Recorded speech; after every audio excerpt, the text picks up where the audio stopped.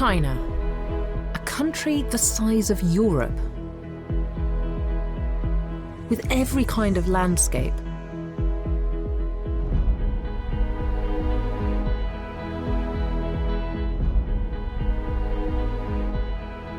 Every kind of habitat, every kind of climate, and where animals of many different types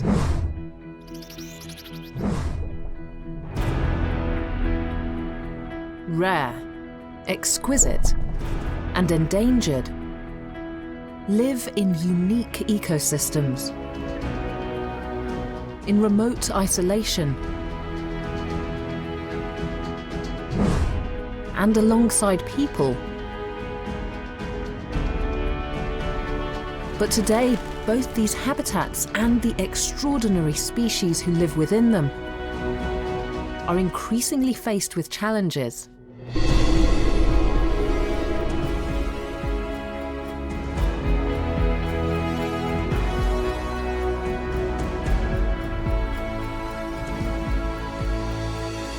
As people race to find solutions,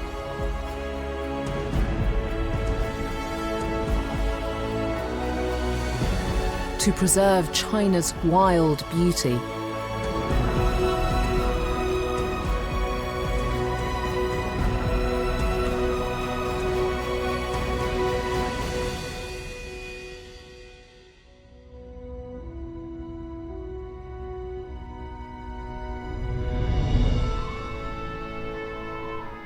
The fabled grasslands of China. They carpet over a third of the country,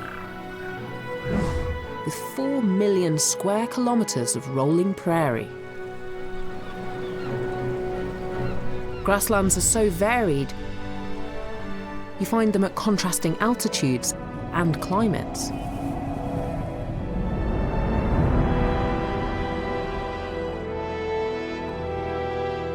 "4,000 meters up on the Tibetan Plateau, Himalayan peaks overshadow fertile alpine pastures.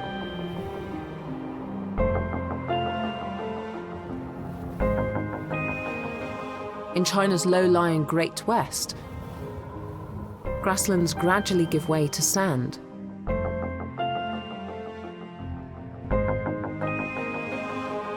In the north are the lush meadows and wetlands of Inner Mongolia. Each grassland has a nature that's diverse and distinct. But where the dramas of life, death, and survival play out each day and in every season.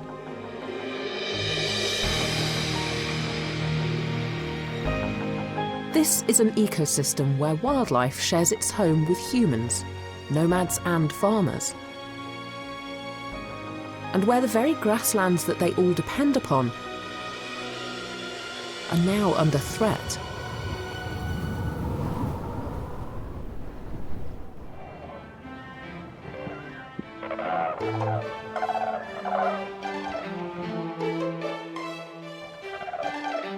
Springtime in eastern Inner Mongolia.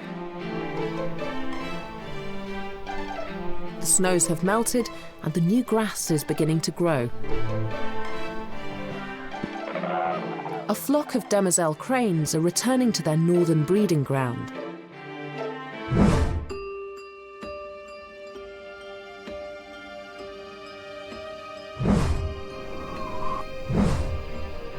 These demoiselle cranes have endured one of the toughest migrations on Earth. They've flown 8,000 kilometers from India. They've crossed the mighty Himalayas and the high Tibetan Plateau, heading for these northern prairies.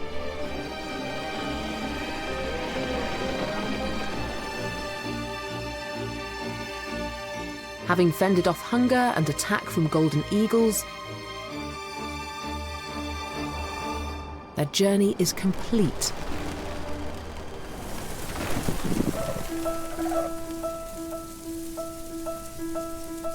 finally, they land here, on the Shilingwala grasslands of Inner Mongolia.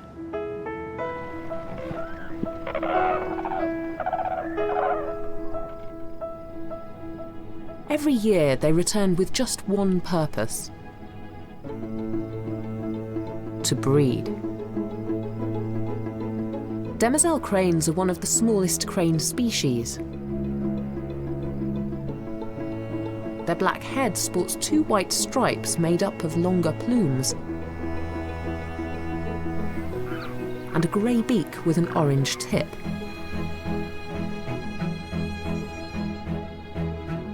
The cranes arrive in large flocks, but as soon as they touch down, they disperse quickly into couples. And the males begin showing aggressive and territorial behaviour to those who were previously their flying companions.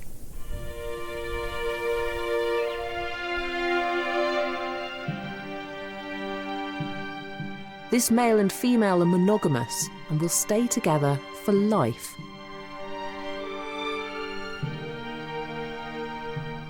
This couple quickly get on with the matter of looking for a suitable place to lay eggs, their beady red eyes seeking out the perfect spot. She can lay eggs every spring, and here, directly onto the ground, she lays 2. She positions them in an exposed patch of short grass and under the full glare of the morning sunshine, hopeful that at least one of her 2 embryos will survive. And now she waits. It will be 30 days before their chicks hatch.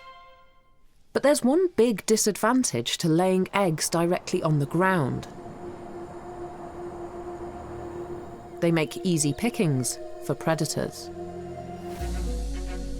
The cranes keep watch 24 hours a day for 30 long days. While the female sits on her eggs, the male chooses a vantage point to keep watch.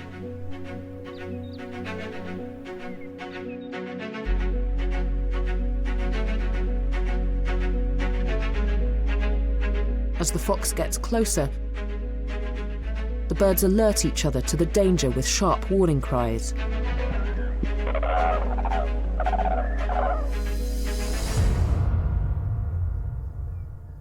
This time they're lucky, and the fox moves off. He's set his sights on easier prey, a lone piker. He sets an ambush, lying low to conceal himself within the long grass. Defenseless and alone, the prey is helpless. And this solitary hunter's victorious return is greeted with excitement back at his den. The demoiselle crane is free once more to tend her eggs, turning them to ensure that each side gets equally warmed under the golden sunshine. The egg's colour will darken as the day of the chick's hatching gets closer. When it's chilly, she keeps them warm under her wings for a day or 2. When night falls, they take turns to sit on their offspring, brooding. A constant temperature is needed for the embryos to develop, and both the male and female incubate their eggs, trading places every 2 hours, through good weather and bad.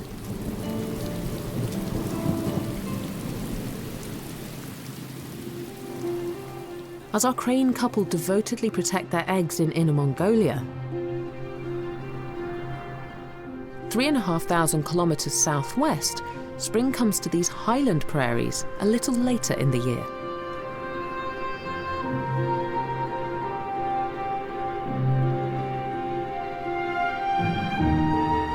This is the Tibetan Plateau, also grassland, but unlike the home of the cranes, this high-altitude grassland is 4,000 metres up and much colder.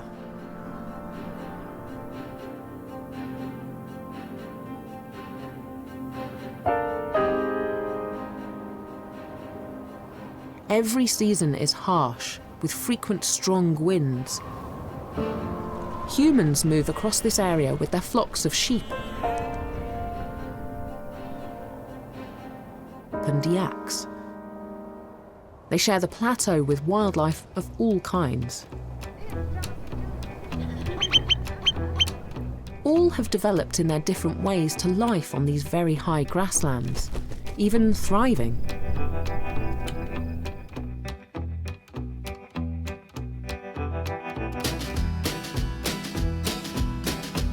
Yaks have been living here for hundreds of thousands of years, since the species separated from lowland cattle. These half-ton beasts have adapted to this tough environment. Wild yaks share their physiological adaptation to the cold and altitude with their domestic cousins. In winter here, temperatures drop to -40 degrees Celsius, and yaks can lose up to 30% of their body weight. A thick coat insulates them from the cold. But their real evolutionary genius lies beneath the wool, with their organs. They have extra-large lungs that have evolved over millennia to capture as much oxygen as possible at this high altitude, where the air contains less oxygen than at sea level. And their very large hearts increase the volume and rate at which the oxygenated blood can be pumped around their bodies.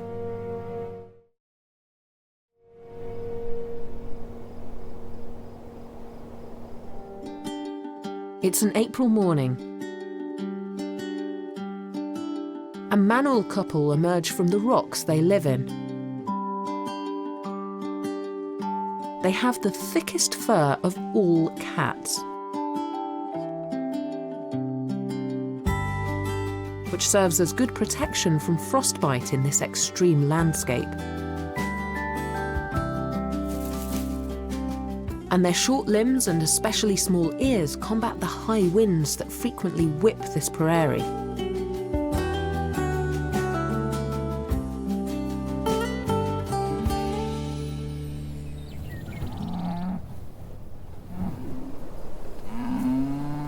The familiar grassland chorus has awoken some Tibetan fox cub siblings, emerging from their home for the first time.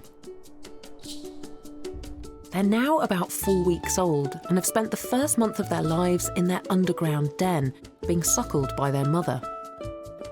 And so now they're finally ready to see what the grasslands have to offer,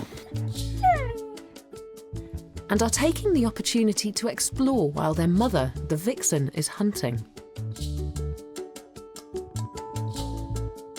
But they are unaccustomed to life on the outside, and for now too cautious to wander far from the entrance to their den. This cub will be entirely dependent on his mother for the first 10 months of his life. He retreats back to wait for her return with breakfast.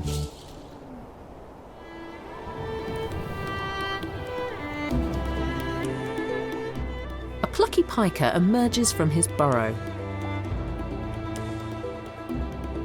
Small and seemingly insignificant, these mammals, most closely related to the rabbit, help maintain the whole ecosystem high up on this prairie.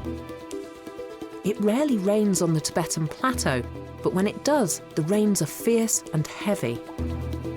In such dry, cold terrain, flash floods could devastate the environment, sliding over the impervious land without any absorption.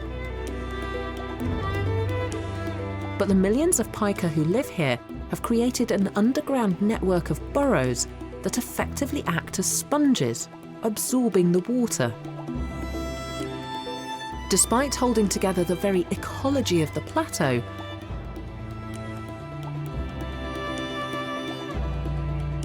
life for the pika on the grasslands is treacherous.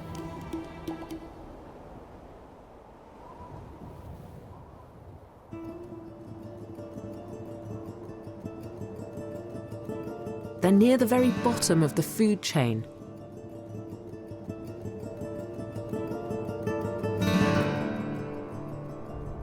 as the main source of food for multiple predators, their round bodies look like a tempting treat. With the females giving birth to up to 13 young, sometimes 5 times a year, there are more than enough to feed the demand.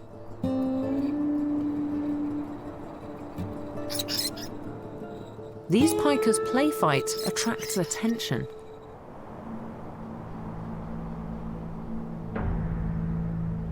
Two steppe eagles take flight.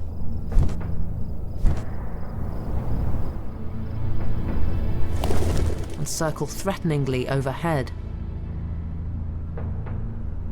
They use minimal wing flapping, instead riding on thermals and updrafts created by the landscape.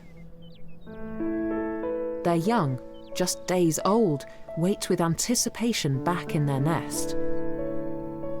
Usually for the first 2 weeks, only the father hunts, but these chicks are hungry, feeding around every couple of hours, so both parents are out, scouring the grasslands below. And they're ready to dive at speeds of up to 200 kilometers an hour if they spot a catch. But the mother won't stay away from her nest for long, as her bright white eaglets are now exposed to their own predators. Other raptors intent on feeding their own precious young. They will stay in this nest for 60 days.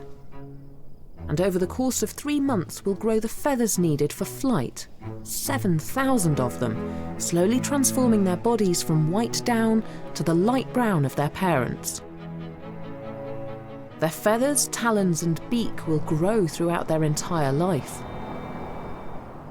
Their mother hasn't managed to catch anything or find any carcass, and returns to the nest empty-handed. But she's got another important job to do. The sun has nearly reached its height and could harm her young chicks.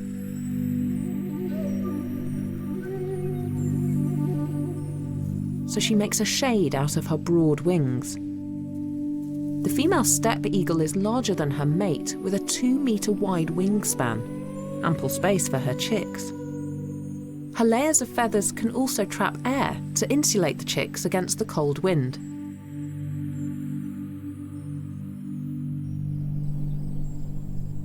To keep up its strength and to stay warm and protected in low temperatures, this piker will eat 50% of its body weight in food each day. He even eats his fecal matter, storing it in his burrows, a second chance to absorb the nutrients.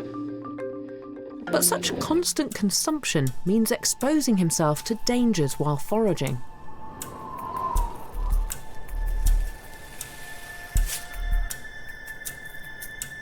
This ambitious fox cub spots something rustling and is drawn out by curiosity.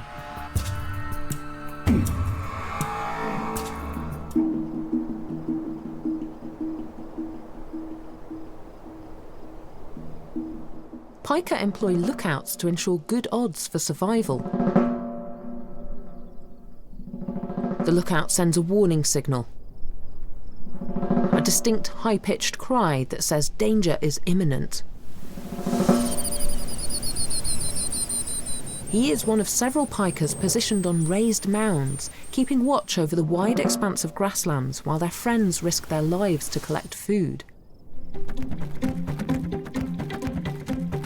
Never straying more than 20 metres from his burrow, the race is on to get underground.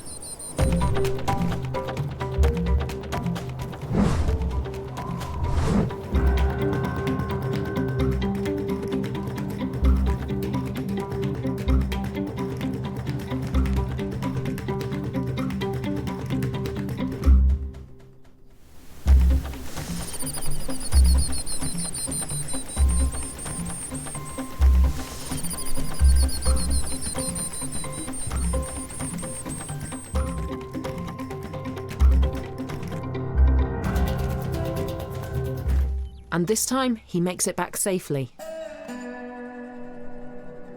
and hurries to the depth of his burrow so as to avoid the digging claws of the desperate fox. A single interconnected burrow can have 5 access holes,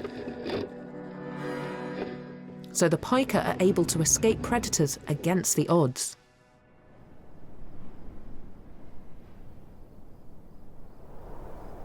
While one cub practices hunting, without success this time, one of his brothers explores another intriguing find, common on the plateau: yak dung.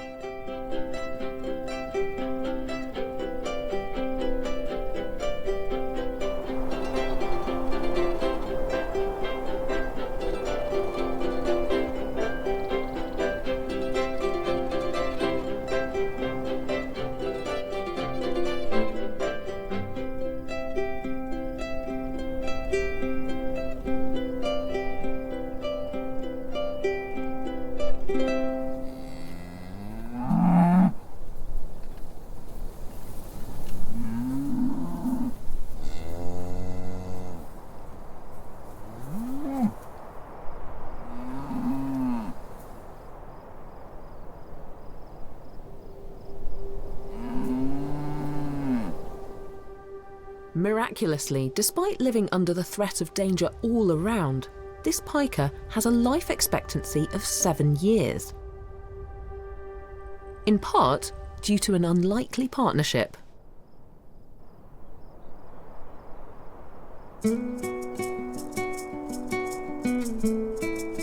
While the pika's enemies are numerous, it has found an ally in the snowfinch.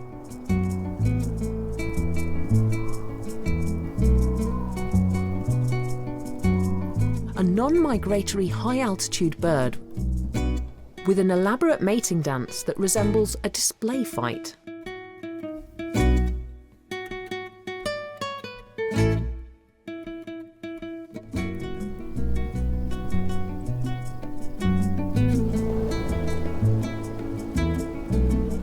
The male and female circle around each other, hopping with slow fluttering wings. The male leads, with the female mimicking his every move. Mating partners are decided upon based on this dance. And another male contender steps up.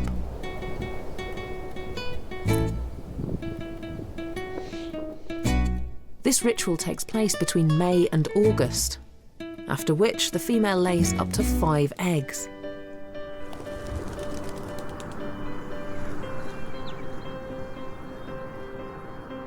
But the permafrost on the plateau means that there are no trees for them to make nests in. And unable to fly more than 10 meters, their options are limited. Birds lay eggs in nests to isolate them and the hatched fledglings from ground-level predators.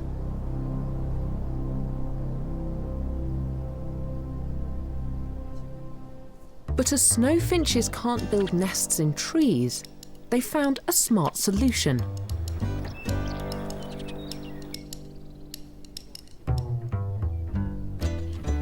Go underground.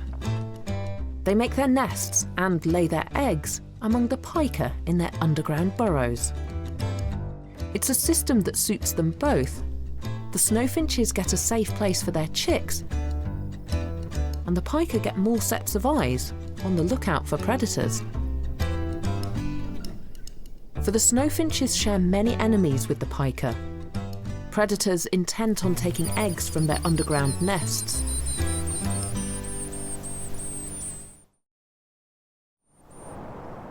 The pika has evaded fox and buzzard, but her success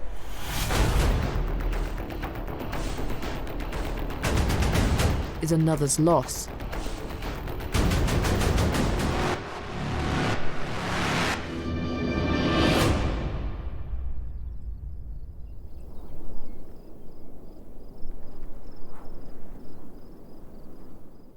buzzards here have found a different solution to the lack of trees for their nests.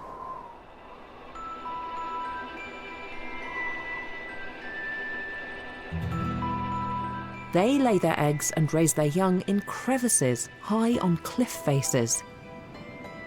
An upland buzzard returns from hunting, clasping food in her talons. Not a pika this time, but a rodent. And then heads straight back out hunting.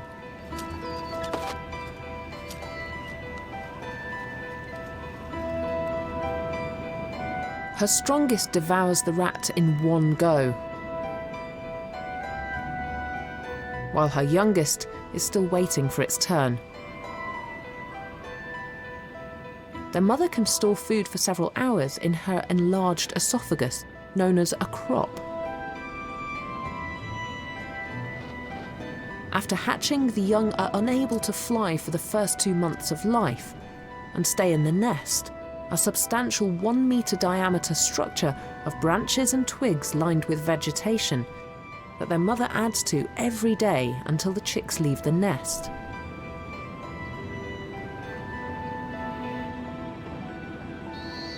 She's also used man-made materials, like plastic and cotton rags that she's found, to build her nest. While the mother is out hunting, her chicks undertake the essential first step in learning to fly. They already have most of their flight feathers, with just some soft down remaining, and are soon due to fly the nest at 45 days old.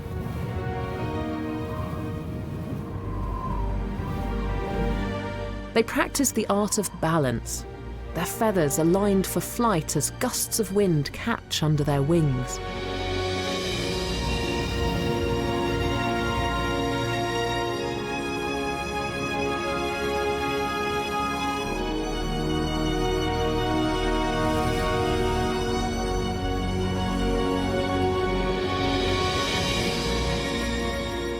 They only get one chance at their first flight, which will have to wait for a few more weeks.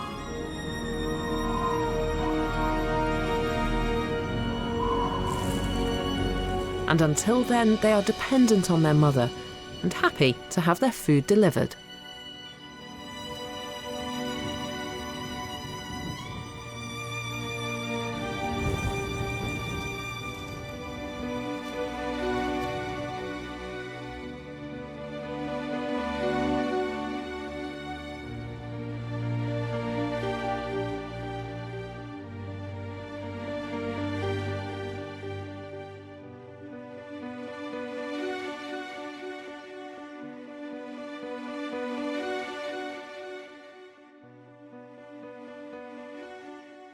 Wildlife and domesticated herds live side by side up here on the high grasslands. Even though it's spring, a sudden drop in temperature is making life even tougher for everyone.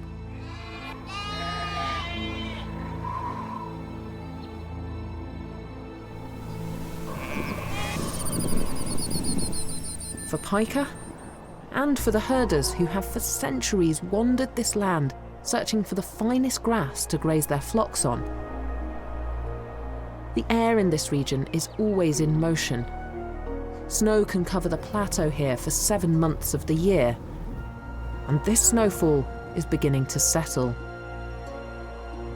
As temperatures plummet, a nomad races against the clock to ensure her flock have enough food throughout the cold spell.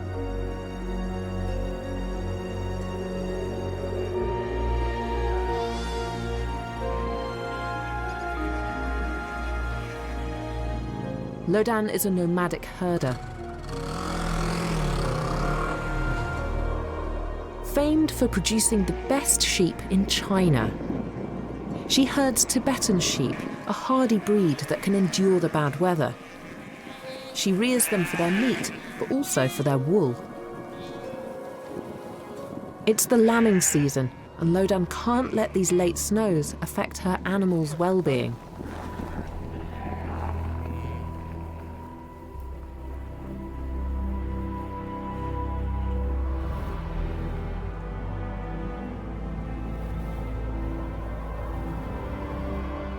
She covers the ground with grass to prevent a frost and ensure some food for her flock.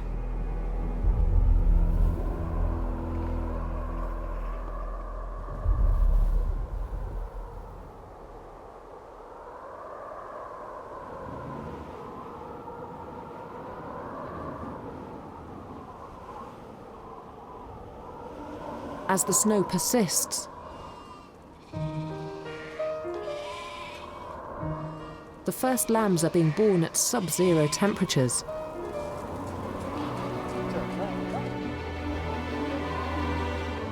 But Tibetan sheep are tough, and combined with the nomads' expertise in caring for them and rearing them, most will survive to taste their first bites of grass.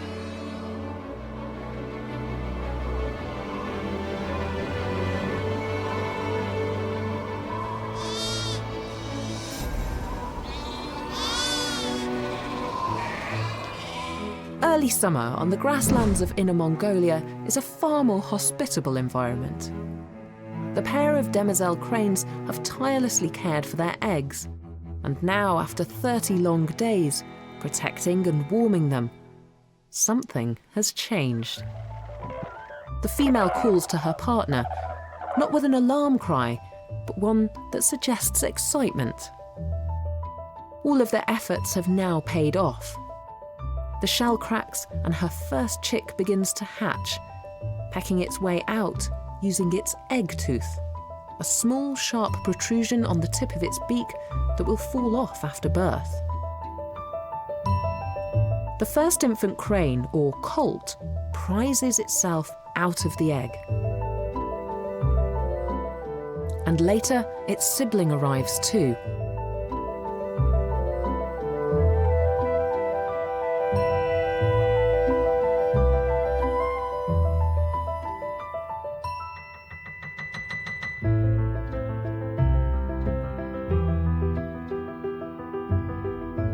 Once they've acclimatized to life on the outside, their training begins.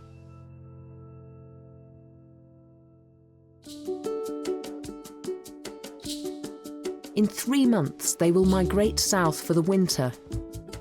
And before then, they need to acquire many skills. But for now, they practice the basics, like walking and running.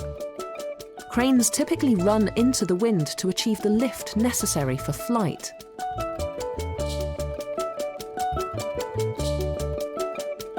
It will be 2 months before their wing feathers are developed enough to take off.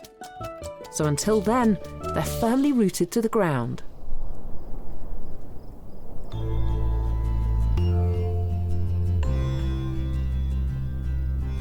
Infant cranes, colts, aren't born with distinctively long legs. These come with age.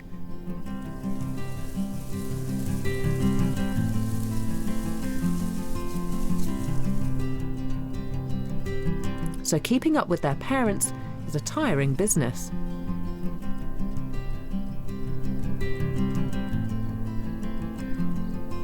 This morning, they're looking for food.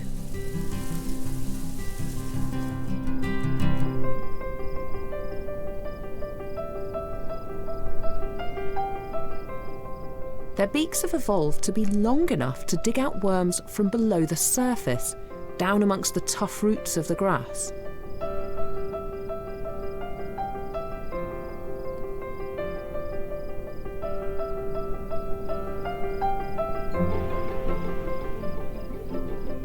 A bit of competition is needed to get the colts moving. Who can get the worm first?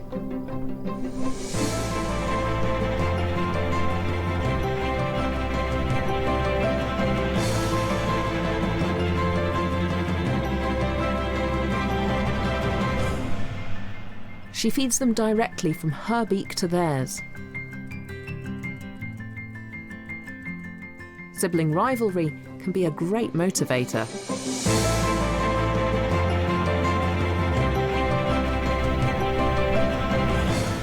Demoiselle cranes eat a varied diet, from small rodents and amphibians to insects and plants.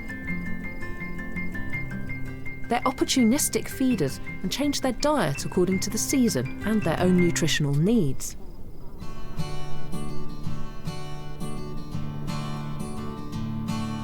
The fledglings can now flaunt their long necks, varying the sound of the cries they make and increasing their communication skills by lengthening and positioning their trachea.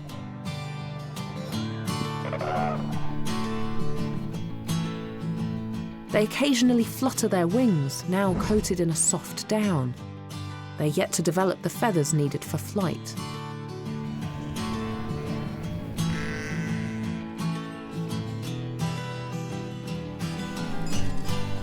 When the summer ends, they will embark on an epic journey south to India. A 5,000-kilometre-long migration to warmer winter weather.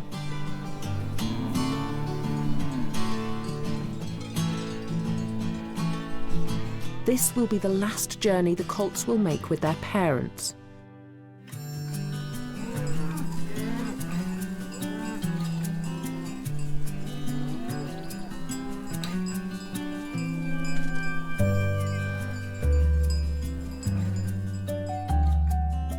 Once they reach India, the family will separate.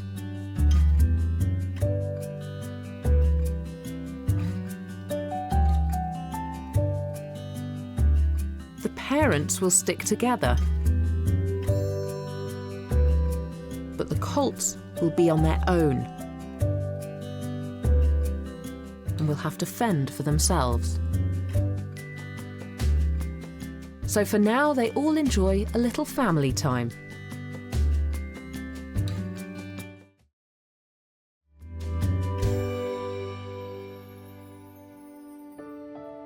As the day draws to a close, the mother lovingly tucks her chicks under her wings.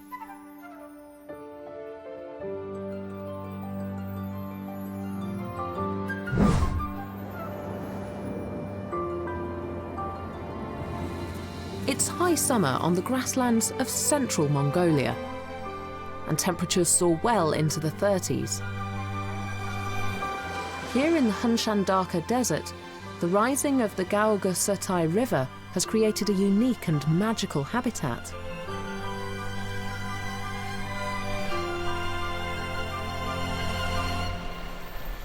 An oasis of shimmering blue and green surrounded by the yellow-brown of the sand. Local people have come to call it the Desert Garden.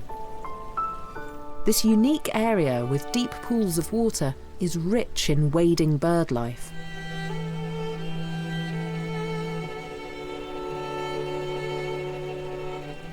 Statue-like herons loom above the water, waiting to pounce on a passing fish.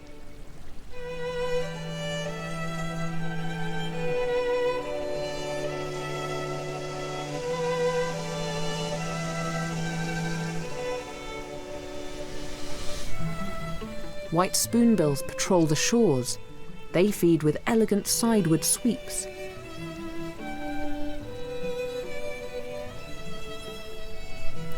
Crushing crustaceans in their powerful bills.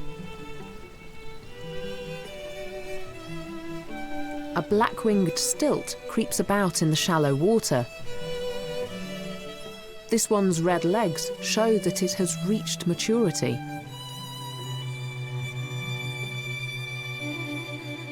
In recent years, the number of birds in the desert garden has increased dramatically. But the reason for this sudden increase in bird numbers is sinister.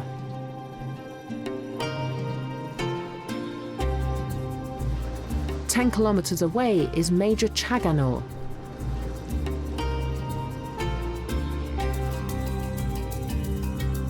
Once there was a lake here with a diverse ecosystem, but now, after years of drought and water evaporation, all that remains is the white expanse of the salt flats. The wading birds may have found water elsewhere and fled to the desert garden and other regions of Inner Mongolia's grasslands. But for the nomads who call this region home, the disappearance of the lake is a major problem.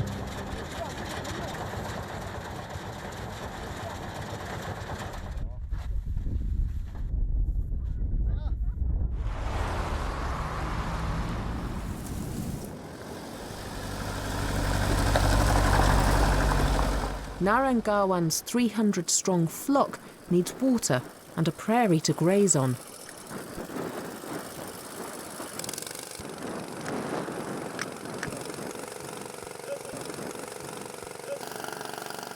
Both now are in very short supply.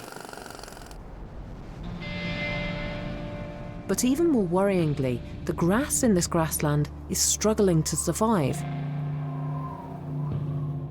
And without its long sheaves of grass acting as a barrier to wind-blown sand,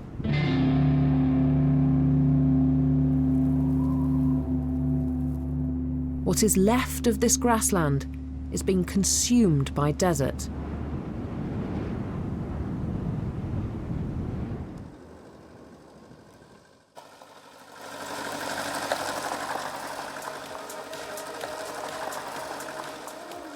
Finding a meadow to pitch a yurt and feed the flock is becoming very hard.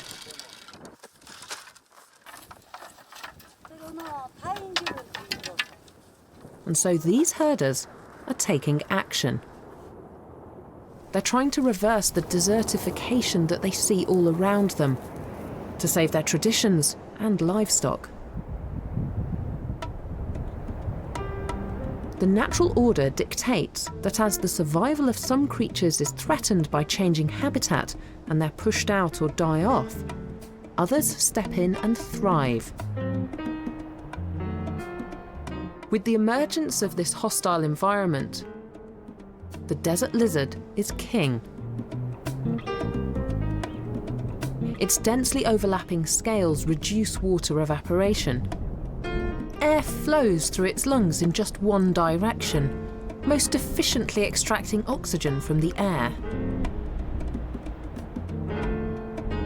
And the desert lizard can also adapt its colour to become lighter as temperatures rise. It reflects more sunlight, and so keeps it cooler. This amphibian is relishing the changing landscape and is fast colonising this desert, breeding at a great rate.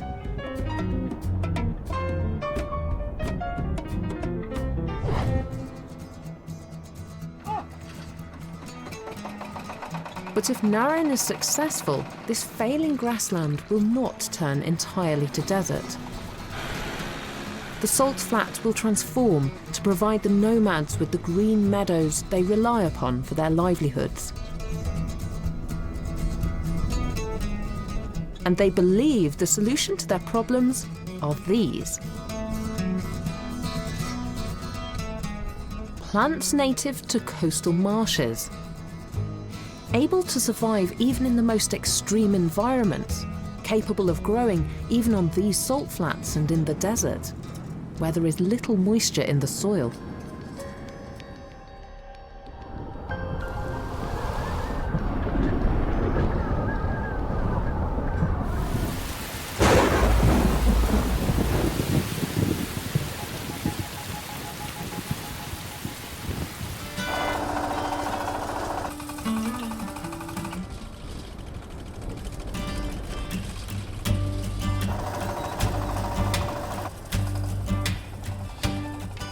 Every year between spring and summer, they plant thousands of seeds across former grassland.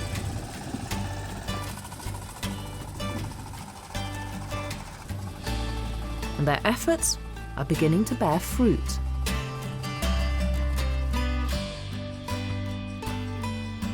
Last summer, this field was barren.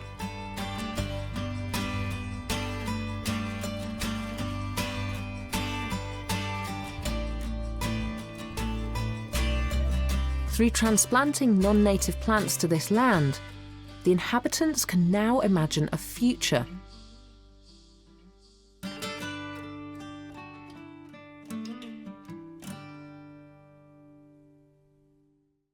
With the very food that their sheep eat also acting as a barrier to sand blowing down from the desert.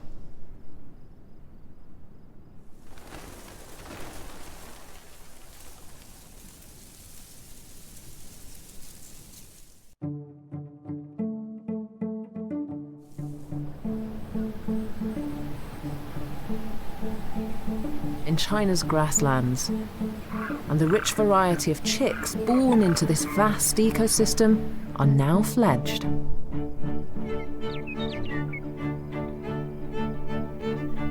The young buzzards on the Tibetan plateau strut on their grasslands.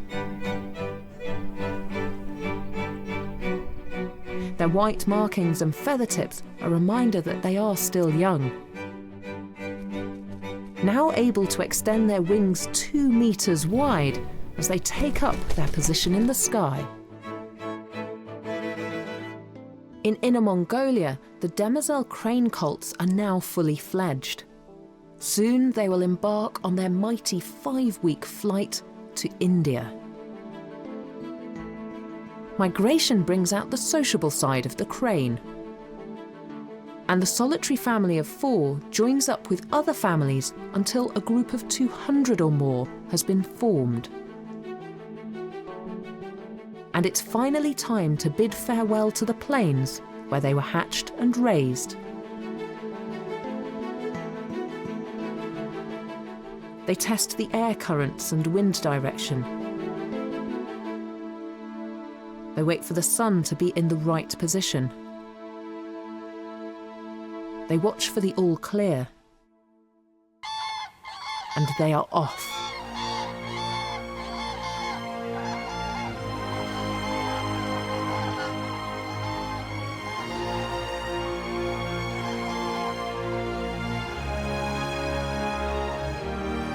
Flying in a V formation, they will take turns to lead the flock.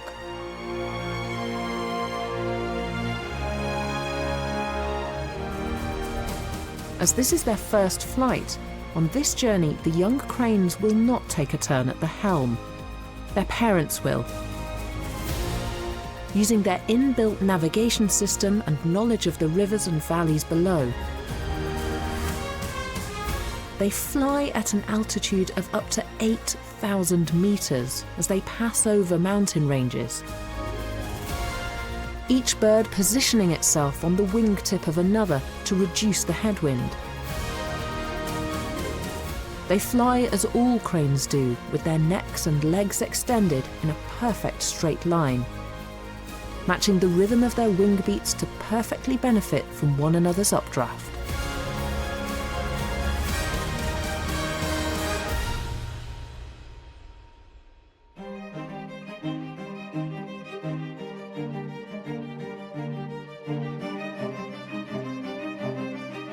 The grasslands.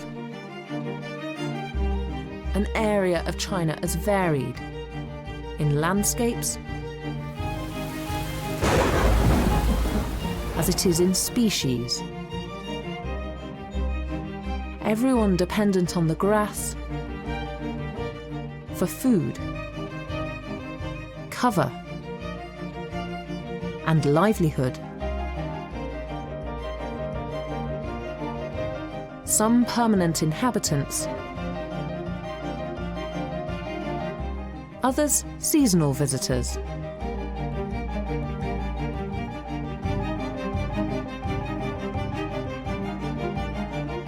Where the smallest creatures maintain the ecosystem,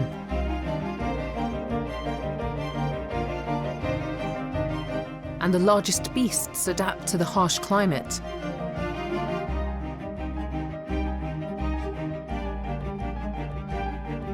A land of stunning beauty, ever-changing. From season to season, and stretching unbroken to the horizon.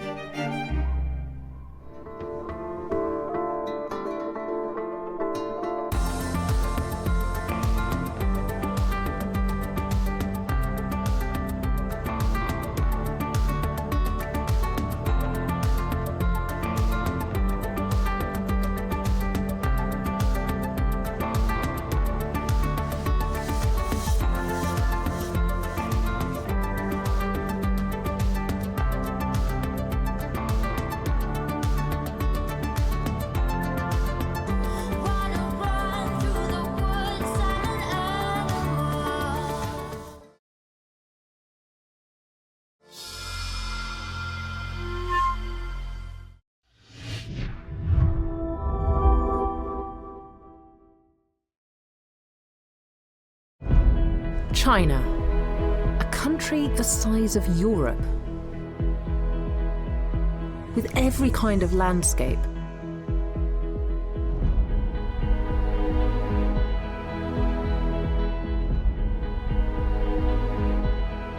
Every kind of habitat, every kind of climate, and where animals of many different types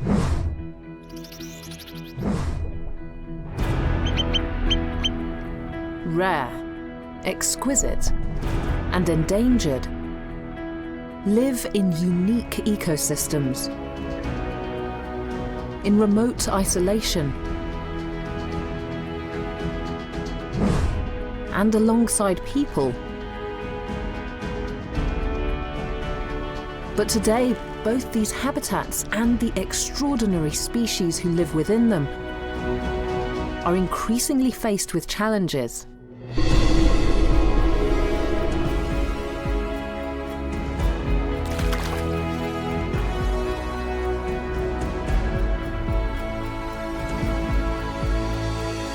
As people race to find solutions,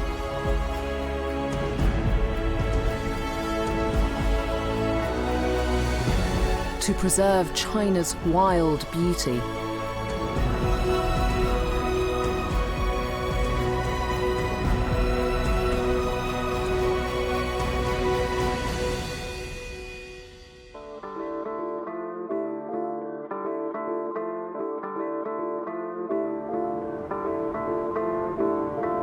The city is an ever-evolving ecosystem.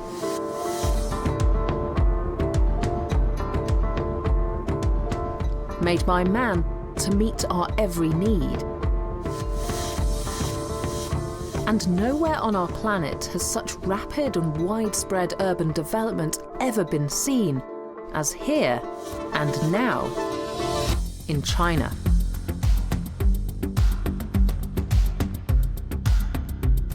Millions of people vie for a piece of space in cities where infrastructure is shaped by tradition, landscape,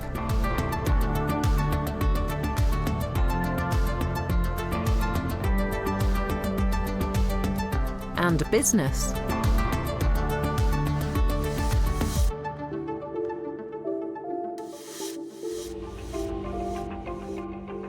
But we were not the original inhabitants of this land.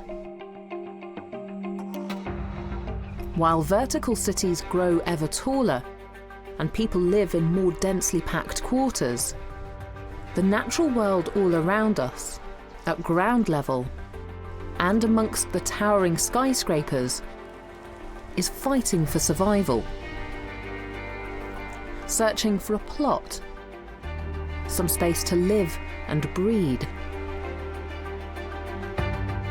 Full of dramas and relationships, adapting to their ever-changing habitat, evolving new collective behaviours, while living side by side with us in a relationship that is sometimes harmonious and at other times frustrating.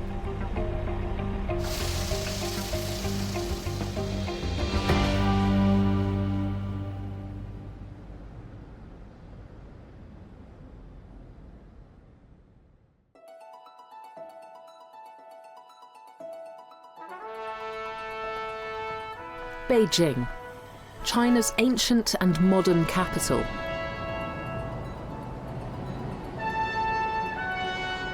This city's construction began more than 3,000 years ago.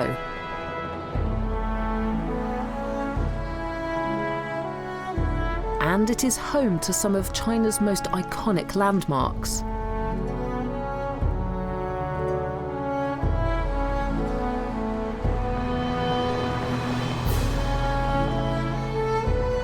Here at the Temple of Heaven, emperors came for centuries to ask their gods for abundant harvests.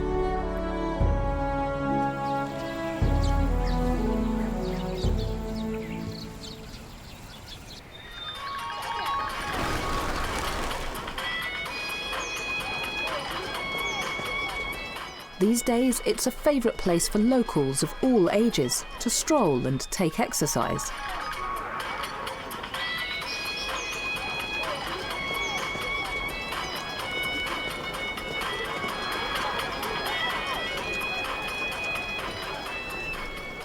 Every day from dawn to dusk, it's bustling with visitors.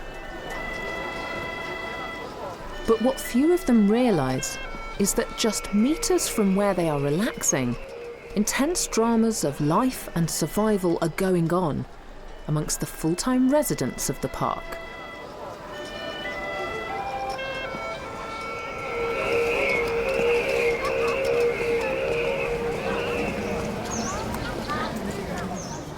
The summer is coming to an end in the lush gardens of the Temple of Heaven. Some of the most energetic inhabitants are hoping that these auspicious grounds still promise ample food.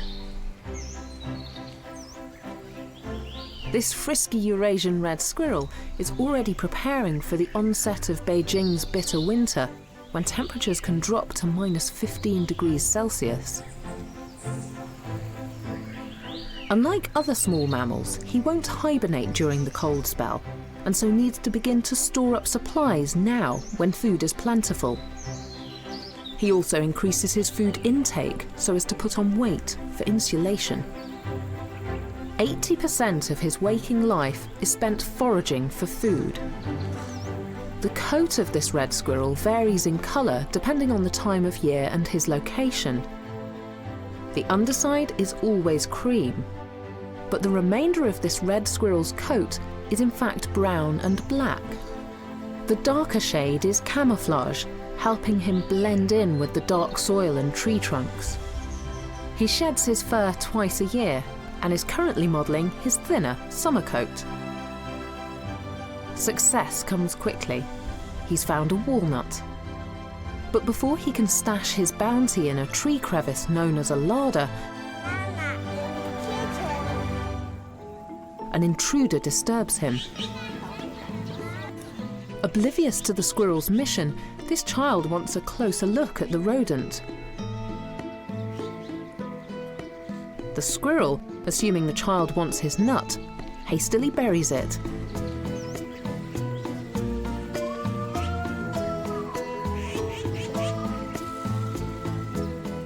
And runs for cover.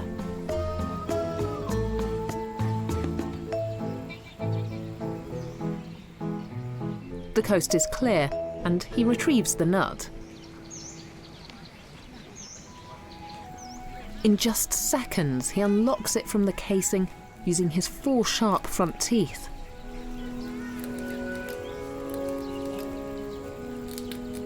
His teeth will grow throughout his life to ensure that they don't wear down to nubs from gnawing on hard nuts. He hides his nut in pre-dug shallow pits called middens. He needs to cover it well with leaves, as a well-known thief is on the prowl, a magpie, and he likes nuts. But magpies have also been known to eat small mammals. So after concealing his walnut, the squirrel also makes himself scarce.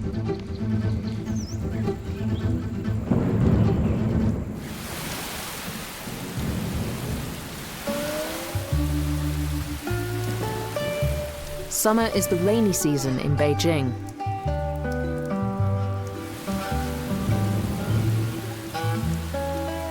And a sudden downpour brings out a host of creatures.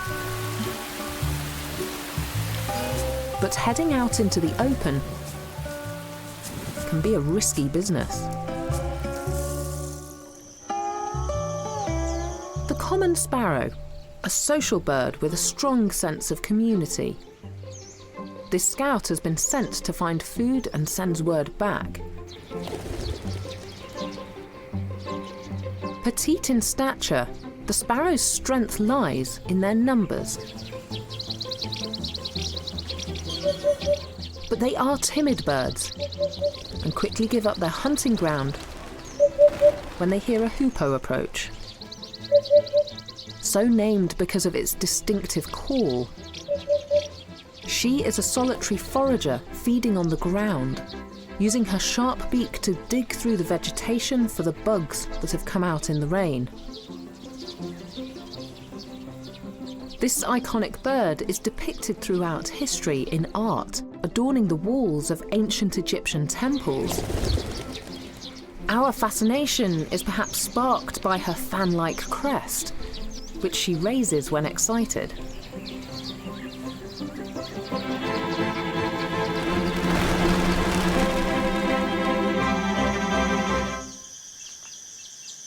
Nestled in the long grass, a solitary hedgehog is awoken by the rain.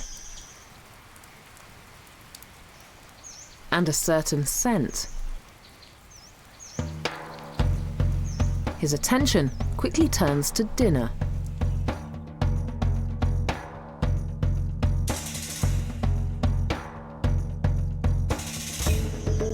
He hoists himself out of his den, a small hollow he's dug in the grass. While his senses generally work best at night,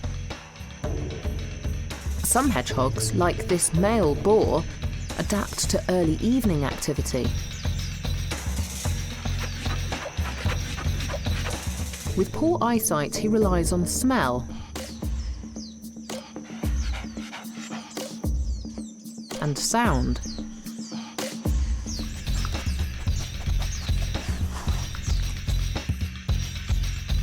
He can even detect insects 7 centimeters underground. And he has caught a scent. As he meanders through the grass, sniffing for worms, he lets out a pig-like grunt, hence the hog in his name, hedgehog.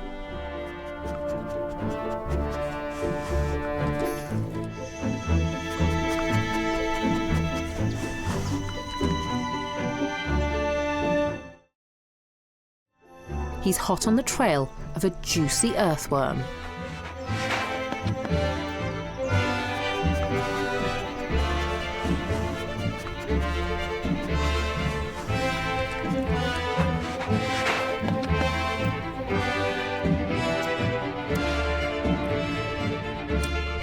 Because of their appetite for insects, hedgehogs are a powerful form of pest control, and gardeners throughout this city love them.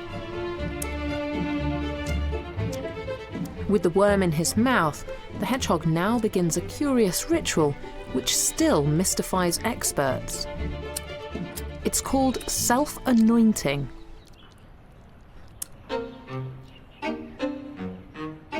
The hedgehog mixes the worm meat with saliva to form a scented broth.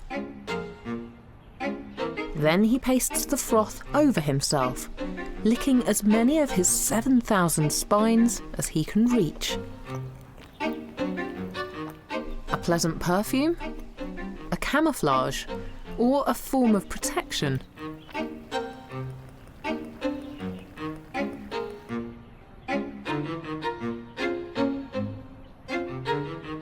The purpose of this act is entirely unknown and remains the hedgehog's secret.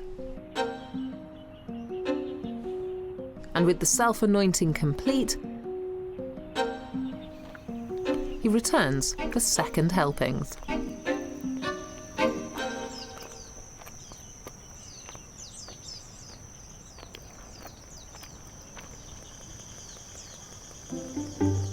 Whilst his wild instincts are still strong, this hedgehog has learned to adapt his behaviour to make the best of life amongst urbanites.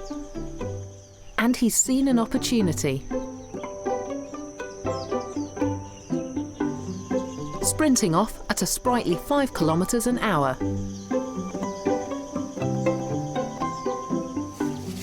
As well as its wild creatures, the Temple of Heaven is also home to domesticated animals.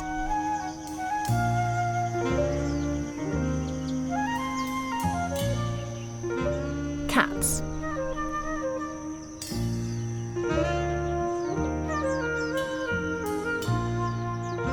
It's getting towards the end of the day, and the cats are gathering, alerted by a familiar sound.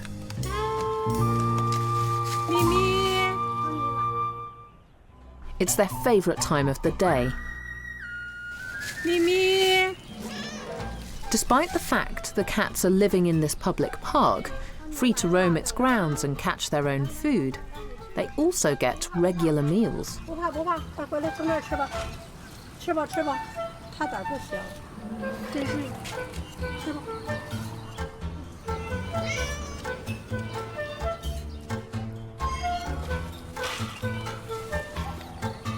Though the food is intended for the cats, the hedgehog is also attracted by the smell. He bides his time.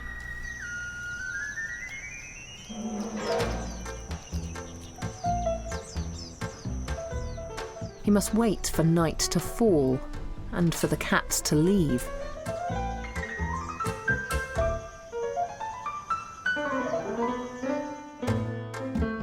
It's a long wait.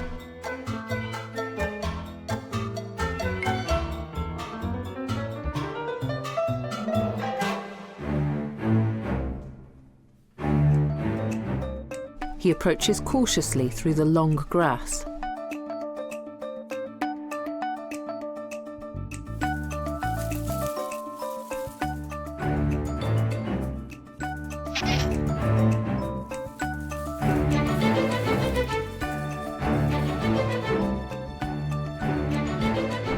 And at last, patience is rewarded. He gets what he's been waiting for.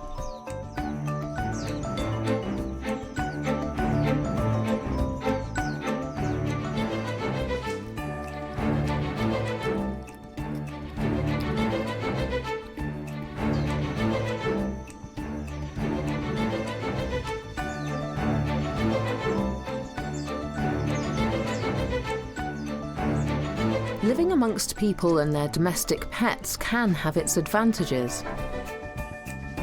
And access to plentiful food scraps and cat food has not led this hedgehog to deviate from his nature.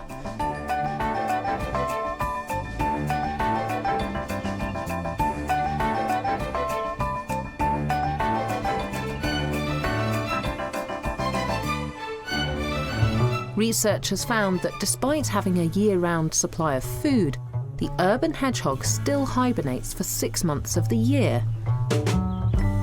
The same amount of time as its rural relatives, whose prolonged sleep is timed with seasonal food shortages. But tonight, well fed, he now has the energy needed for the night, when he will trawl his territory, a 3-kilometre range, searching for females.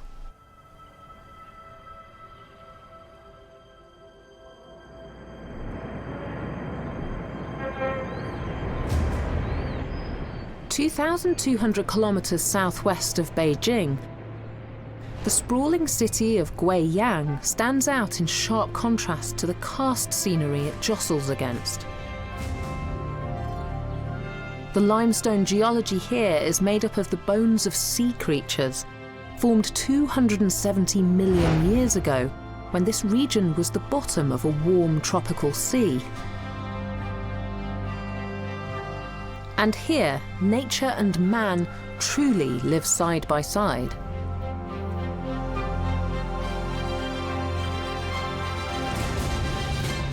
In the wetlands not far from the city centre, it's mating season for the many birds who call this stretch of water their permanent home.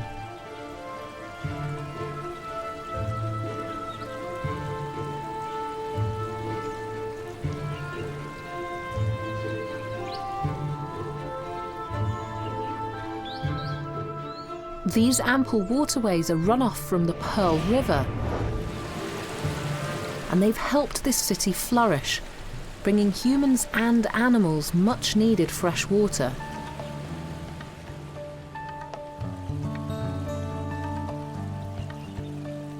These wetlands are like nature's kidneys. They purify the water. They also protect the city from floods and the land from drought. And they cool air down when it's very hot in summer. An egret on the banks of the river patrols the water's edge.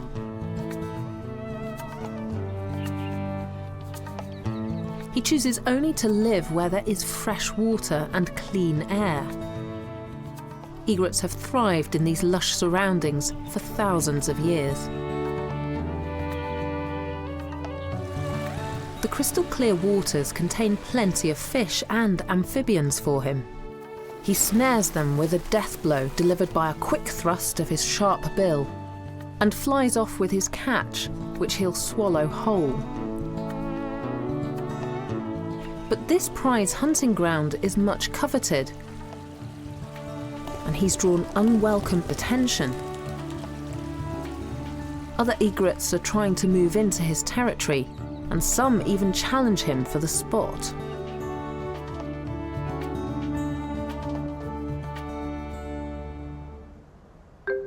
And soaring above the wetlands, Guiyang's karst peaks are also home to a population thriving off the rich supply of natural resources.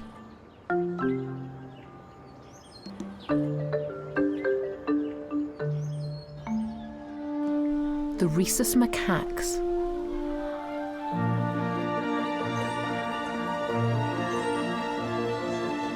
After humans, they are the world's most numerous and ecologically widespread primates.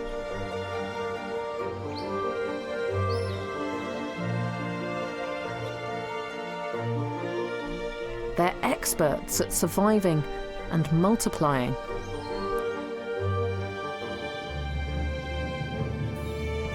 And they share much in common with their human cousins.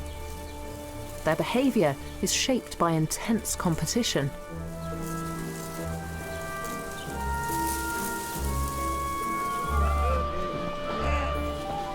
Rhesus macaques live in complex societies.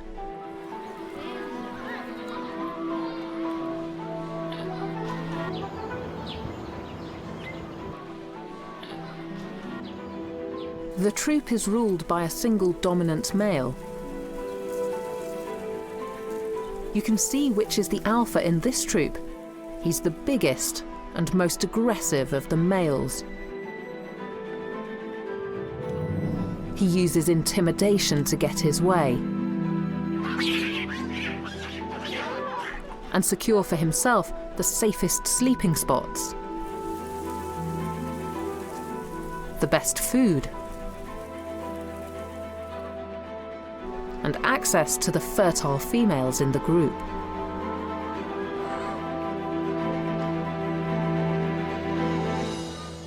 Intriguingly, his family of macaques is thriving in close quarters to another species of primate, humans.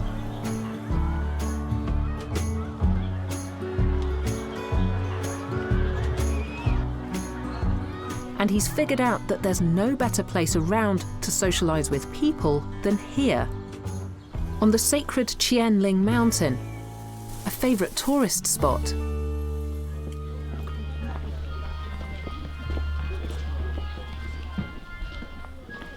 It's Chinese New Year, and 100,000 Guiyang residents come in pilgrimage up this mountain. They gather firewood in the belief that this act will bring them good fortune and wealth. They offer thanks at the Zen Buddhist Hongfu temple. But the star attraction are the king monkey's macaques. And they know how to work the crowds. They prosper on this mountain because of man, choosing to live in close proximity to the city's tourists. And no day is more lucrative for the monkeys of Qianling Mountain than today. They hope to feast and enjoy the New Year celebrations as much as the next man. The troop leader, like all macaques, has specialised pouch-like cheeks to ensure that all the excess food he's given or grabs won't go to waste. Nowadays, the majority of his food intake comes from visitors. And there are concerns that through this coexistence, he and the troop he leads could be losing their foraging and gathering skills. Most feed the macaques responsibly: fruit, nuts. Their regular diet in the wild.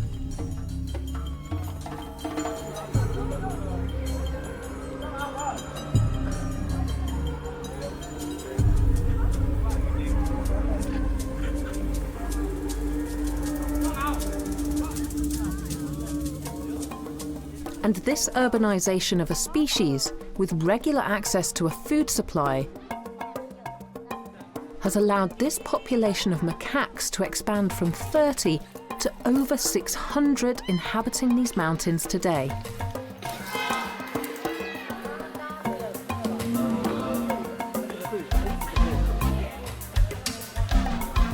While they might have changed their feeding habits, at the end of the day, when the visitors descend the mountain for the bright lights of the city, the alpha male leads his troop away from the tourist spot and retreats back to his treetop canopy, back to his own society.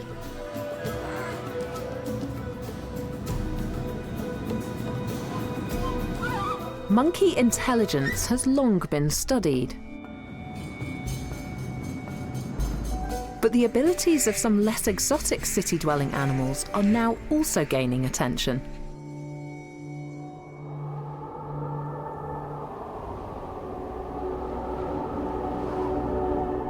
It's winter in Beijing, and temperatures can drop to -15 degrees Celsius.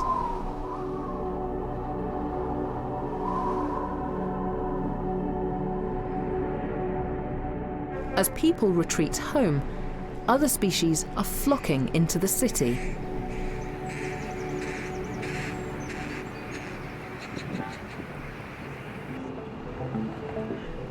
The squawk of carrion crows circling overhead drowns out the city sounds.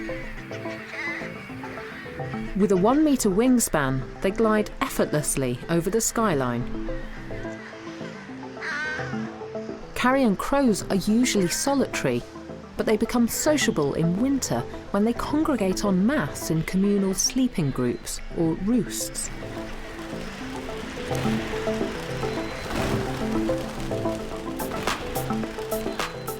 "12,000 are expected to arrive in Beijing this year.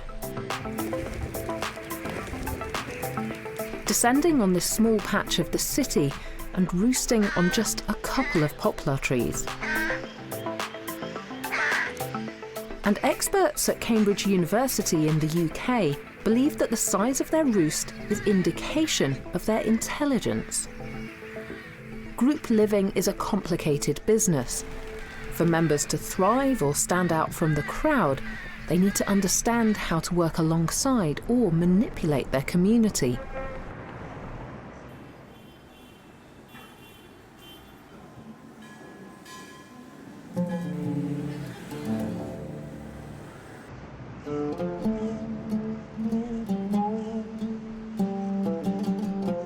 Highly social creatures like dolphins, chimps, and humans display great intelligence.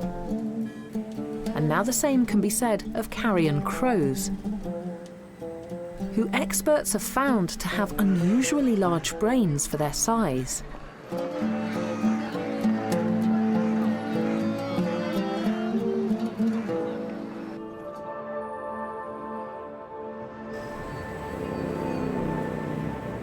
This is a spectacularly large roost.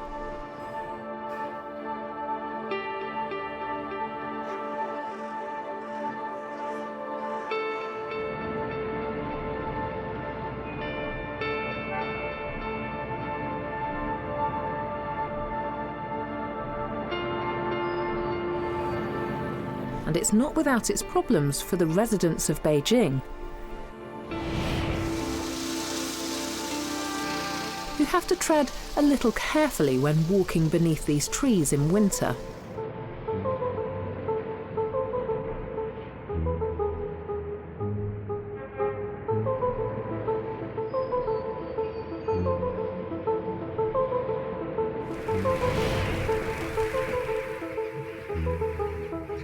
The roost first moved into the city 20 years ago. Carrion crows are typically birds found in farm and grassland. But experts think they've moved into Beijing to take advantage of a phenomenon known to scientists as the urban heat island effect.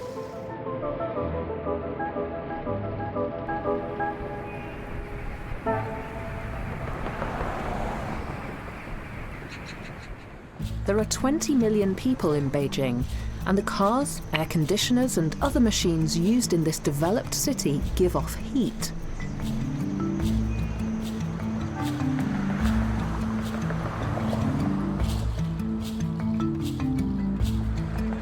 And the very concrete and construction materials used to build the city absorb and retain more heat than the soil and vegetation in the countryside.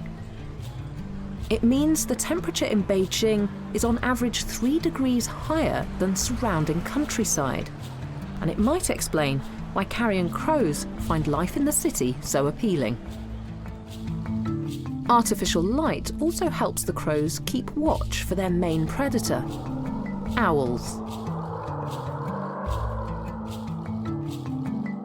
They choose to perch on the very top of the tree or bare branches. These offer them a great vantage point. If they come under attack, they can alert the entire roost, with 3 or 4 warning cries in quick succession. And then they take to the skies.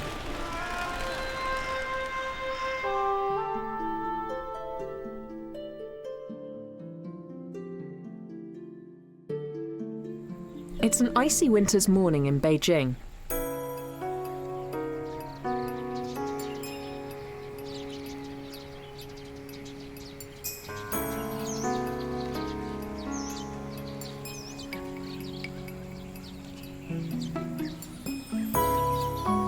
In a city park, many different kinds of birds are on the water.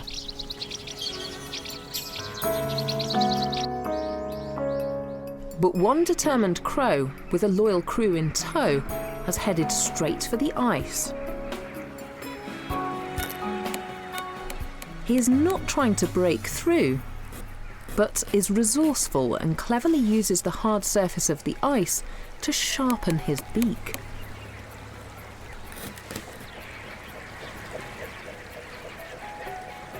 But these busy crows need to take care. There are predators in the park too.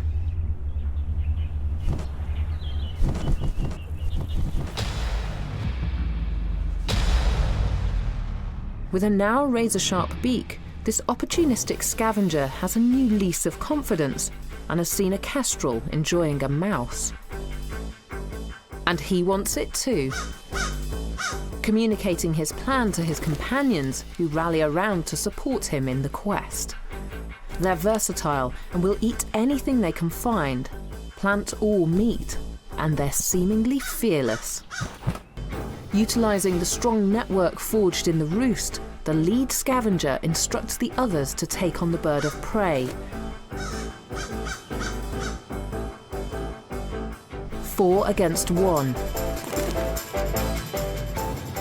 The kestrel clings on to the mouse, clasping it tightly in his talons.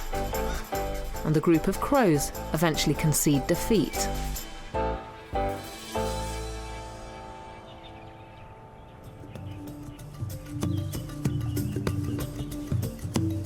But our tenacious crow has a better idea. Why scavenge when he knows of a permanent source of food? So he redirects the group to Beijing Zoo.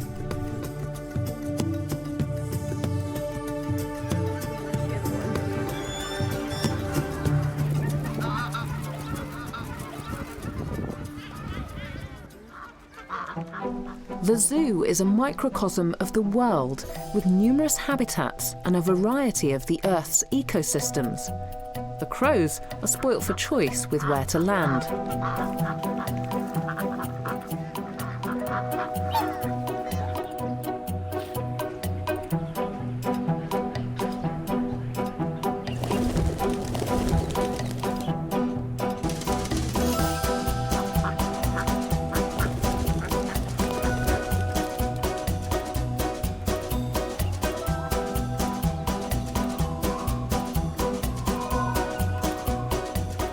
Their arrival coincides perfectly with feeding time, where they get to sample various cuisines. Sneaking into an unattended trough, the group enjoy the African grains in the zebra's feed.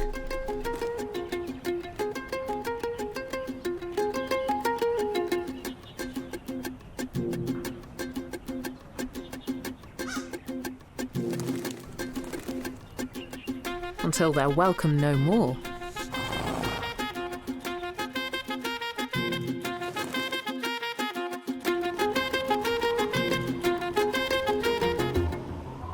And move on to the mites and bugs,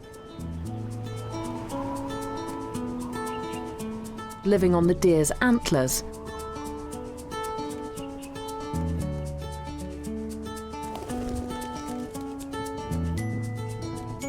Much to the host's annoyance.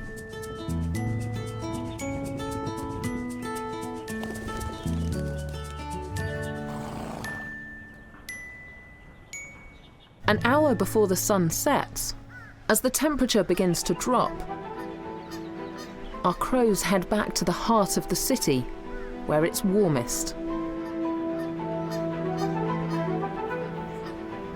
They are at their noisiest now, circling the skies and regrouping with their flock.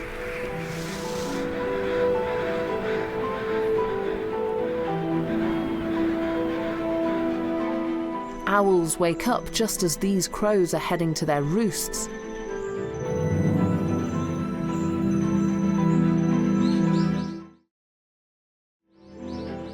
While our crow and his fellows are flourishing and adapting well to life in the city, their main predator, the long-eared owl, is not faring so well. With diminishing woodland, their natural habitat, owls have ventured into Beijing. These nocturnal creatures are attracted to the food chain in the city. There's always something to eat here.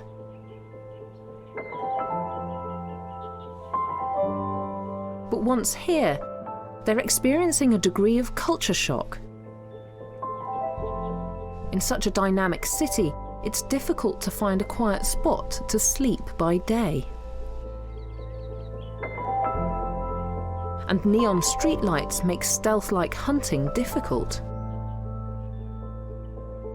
The urban owl, shy and reserved, is seeking help from the city's people. As creators of cityscapes and host to its wildlife, people have a responsibility to protect these unlikely inhabitants.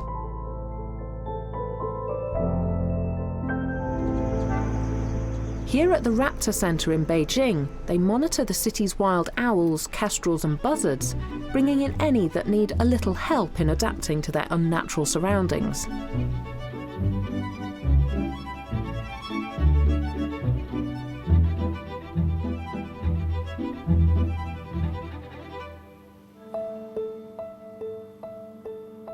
This owl was found with broken wing feathers. An owl's wing feathers are uniquely designed. Serrated like a comb to break down turbulence, their flight is entirely silent. And this is how, by stealth, they sneak up and capture prey. A kestrel is also brought in.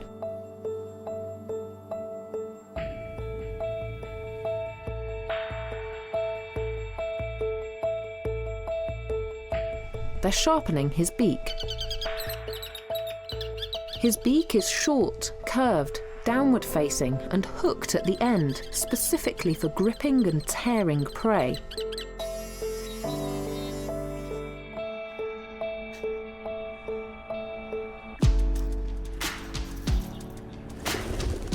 In the wild, birds of prey like this owl sharpen their beaks through crunching the bones of the moles and voles that are their chief food. But in the city, they've been found eating soft, filleted leftovers with no beneficial effect on their beaks, which means they can get overgrown.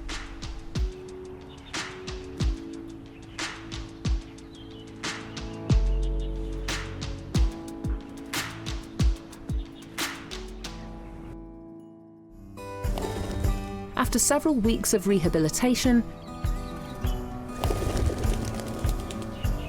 this owl is finally due for release.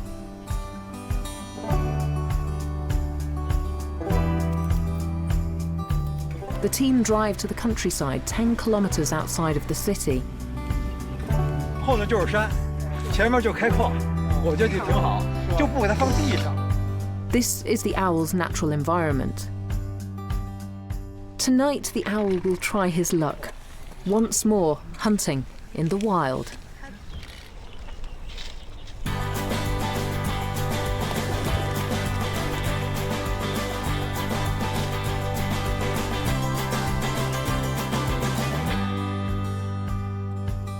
But hopefully he won't find himself drawn back to the bright lights of the city, scavenging for easy food.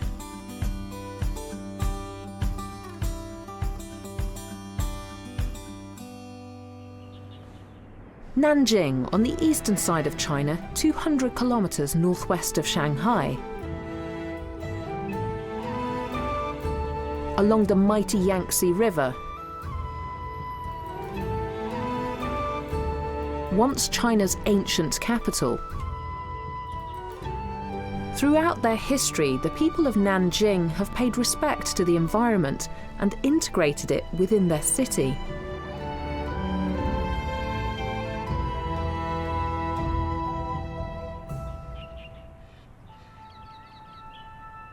And nowhere in Nanjing is nature more cherished than on Purple Mountain.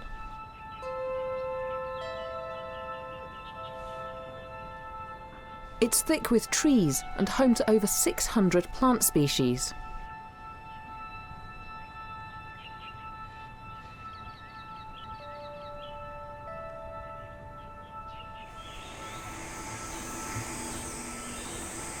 One creature found deep in the forest on Purple Mountain is unable to tolerate any man-made light,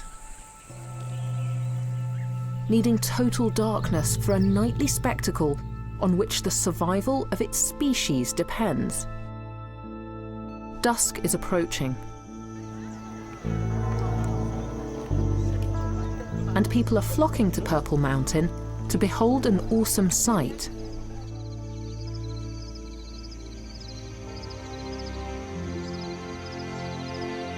Fireflies. Winged beetles, sending out messages of love. Fireflies depend on their own light to reproduce.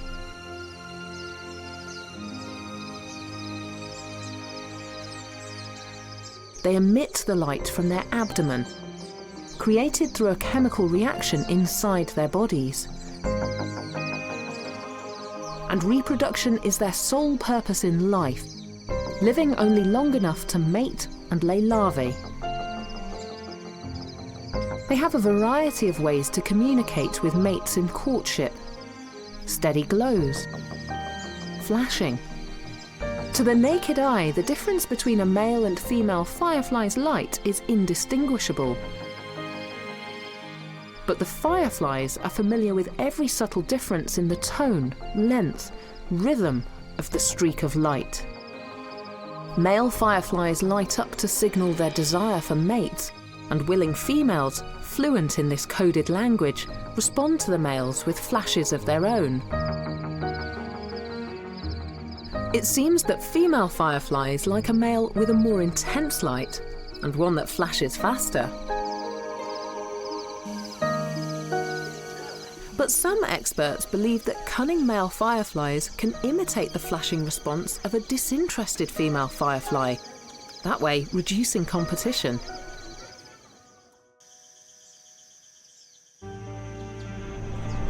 Around the world, firefly numbers are decreasing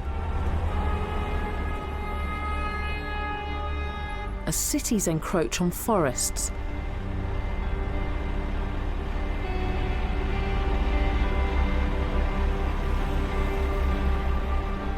And light pollution reduces the firefly's ability and will to flare up as frequently, which reduces their chance of reproducing.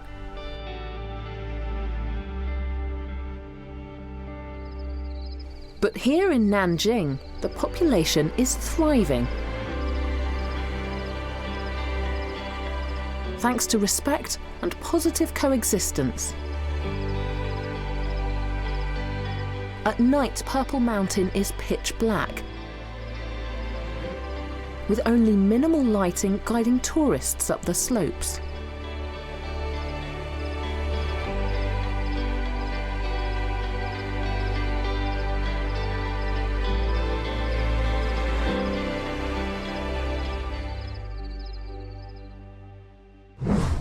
Purple Mountain is a piece of wildness Nanjing City has preserved for itself.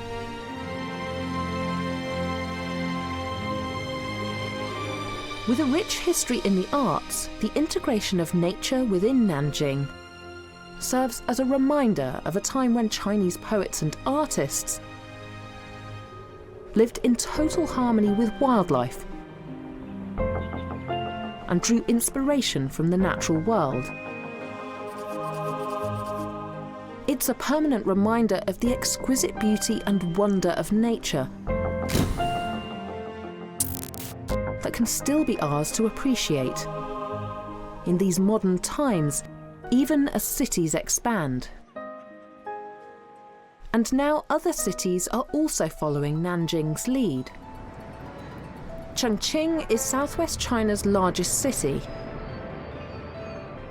embedded in the green rolling hills along the Yangtze River. Efforts to protect the extraordinary Ficus virens tree from damage caused by construction are more than simply a green initiative. These bizarre but cherished trees in Chongqing are an integral part of the city's history, and now too of its very structural foundations. Here, nature and the city are totally inseparable. This fig tree's roots are stubbornly attached to the city walls, and they run 20 meters below the city. If this tree were to die, removing it would bring down parts of the city. Built on barren limestone karst terrain, the tree's roots explore every method possible to absorb the moisture they need for survival. Their entangled, interwoven roots squeeze desperately into tiny rock cracks, while the external roots absorb moisture directly from the air, like a sponge. The fact that the trees can thrive under these unusual conditions and grow so tall, towering 20 meters above the street to monopolize this limited light, is testament to how tenacious and resourceful living things can be. The city, built by humans, for humans, but now home to creatures of all kinds. From tiny insects to our close monkey cousins.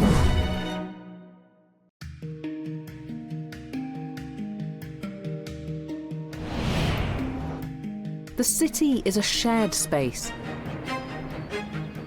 where all life must find a way to survive and prosper. Every day in our cities, we see evidence of nature's vitality and its ingenuity, where creatures, domesticated and wild, live side by side with us. As neighbours in this complex and interconnected world, we influence each other in ways we cannot predict. In the vibrant concrete habitat that is the modern city, many people feel they have a duty to the creatures that they live alongside, offering a helping hand in unfamiliar environments and giving others the space they need to thrive. Everywhere in the modern city, people, entranced by nature's brilliant diversity, are drawn to protect and care for all the creatures of the wild.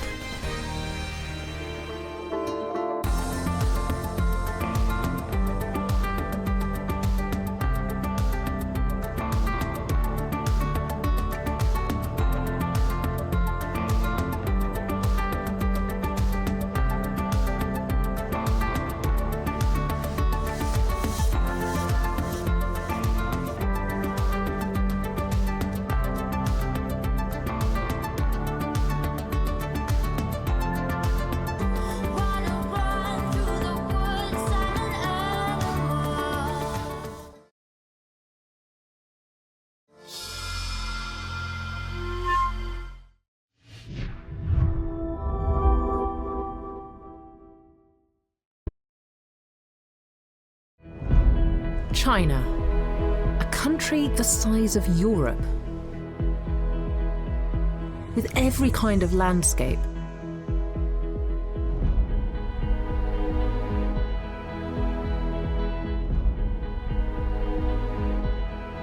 Every kind of habitat, every kind of climate, and where animals of many different types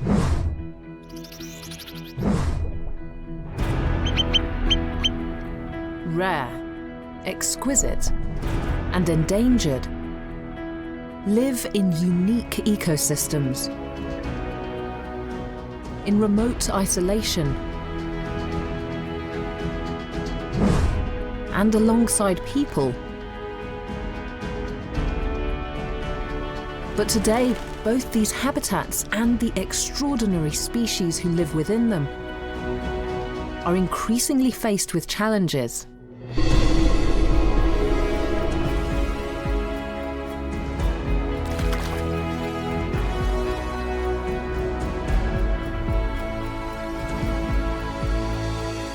As people race to find solutions,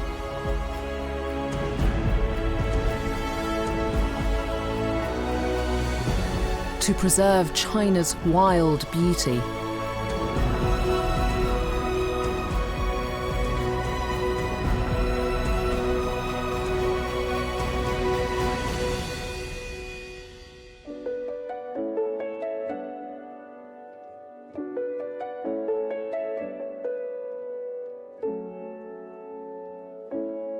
Forest, the largest ecosystem on land. A landscape dominated by an unbroken expanse of trees. Some capable of living thousands of years, others grow at a rate of almost a metre a day, to reach heights of 200 metres. Forests are our planet's lungs. They play a crucial role in stabilising the global climate, converting carbon dioxide into oxygen. Humans and wildlife could not survive without trees. And here in China, the variety of forest and the biodiversity it gives life to is startling.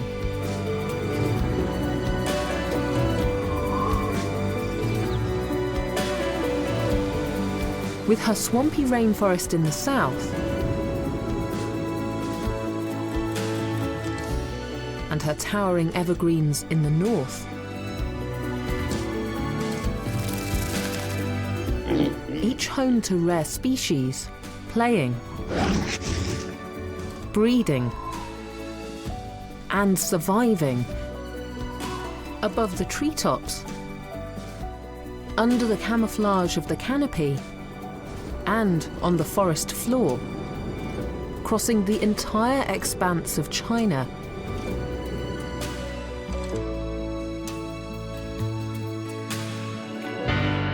But this precious habitat is vulnerable,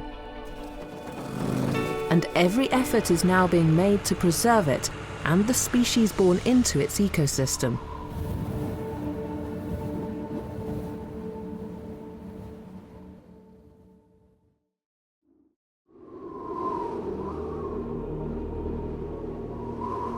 Winter in the far north of China. The forest floor is blanketed in a thick layer of beautiful snow, concealing all ground vegetation. It's a challenging time to find food.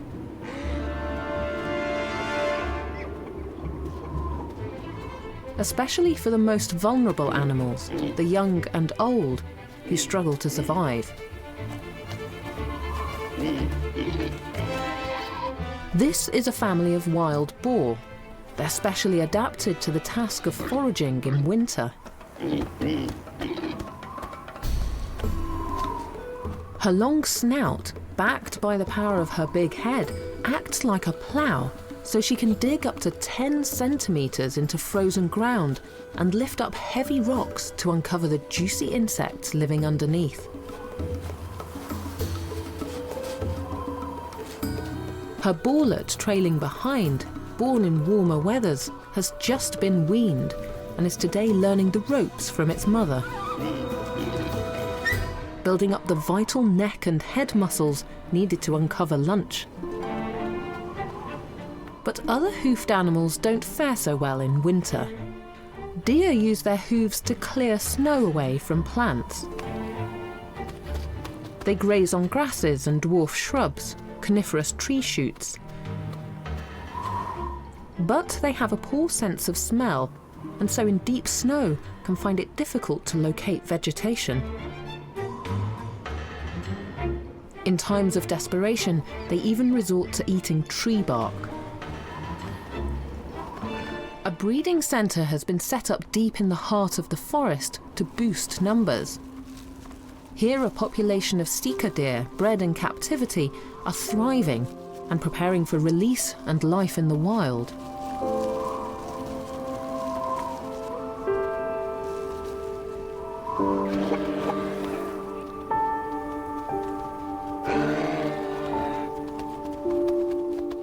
This male buck is in demand, living in a harem of does, female deer.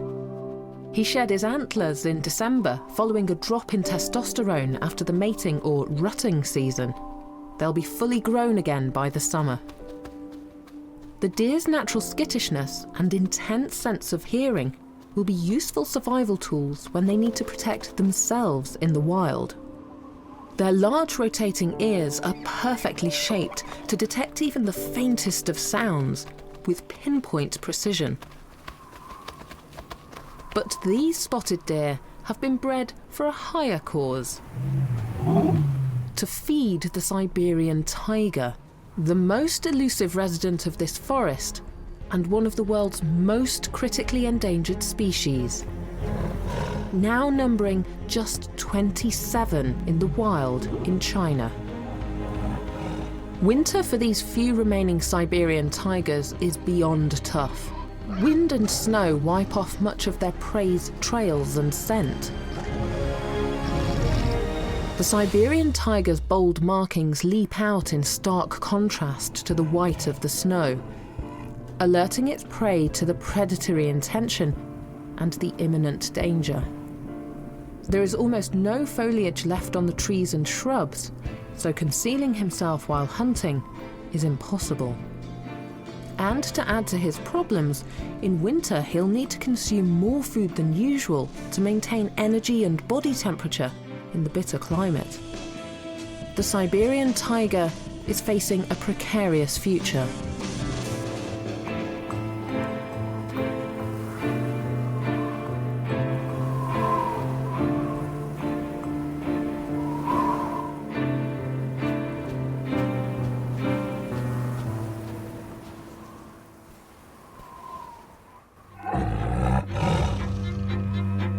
His survival is now in the hands of Park Ranger Lao Yen and his forest patrol team, who spend the winter living in remote isolation in Da Huanggo Forest, not far from the border with North Korea, where they monitor the every movement or faintest track left by the Siberian tiger.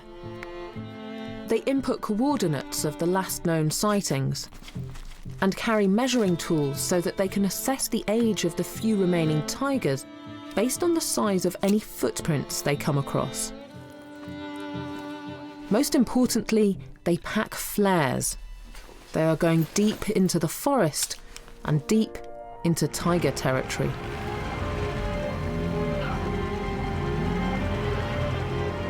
The tiger is the top of the food chain, but his survival depends on the survival of all species, from the bottom up. The team is determined to support the wildlife in this forest struggling most with the extreme weather and food shortages. And winter is the busiest time of year for Lao Yen's squad. They abandon the vehicle and set off on foot, sensitive not to alarm any of the creatures living in this remote and peaceful habitat. They're careful not to let their work affect the behaviour of the forest's inhabitants, wanting this habitat to remain untouched by man. and other efforts have been made to assist them in protecting the forest. All hunting and logging is now banned to help the ecosystem flourish. They enter in silence, stealth-like, walking in single file to minimize footprints. They are the unsung heroes of wildlife conservation. Their first stop is a feeding station, where they put corn in the feeding trough, a high-carbohydrate diet to keep up the animals' energy in the winter.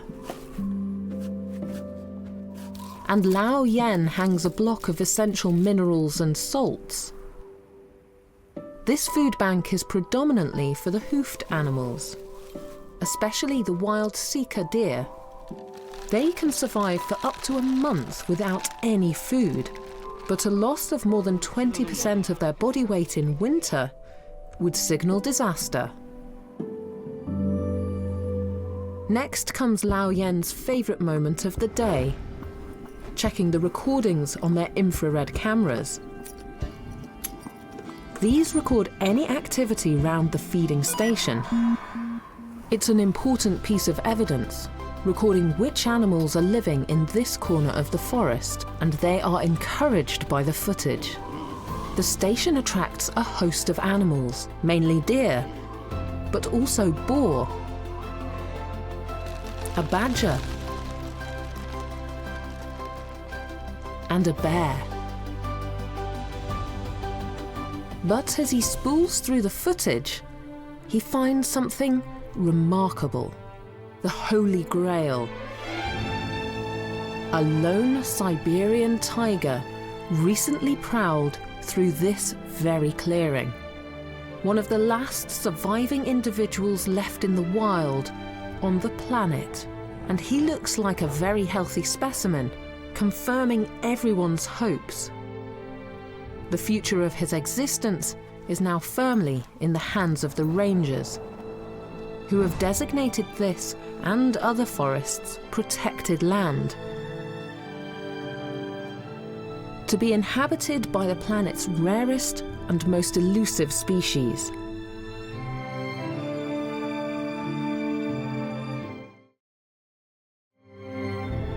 This is a secret piece of wild China.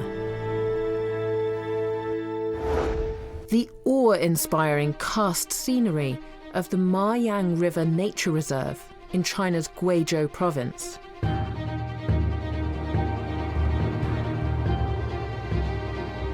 Where bizarre-looking limestone peaks jut out from the ground. Carved out through erosion over millennia, each mound blanketed in subtropical forest.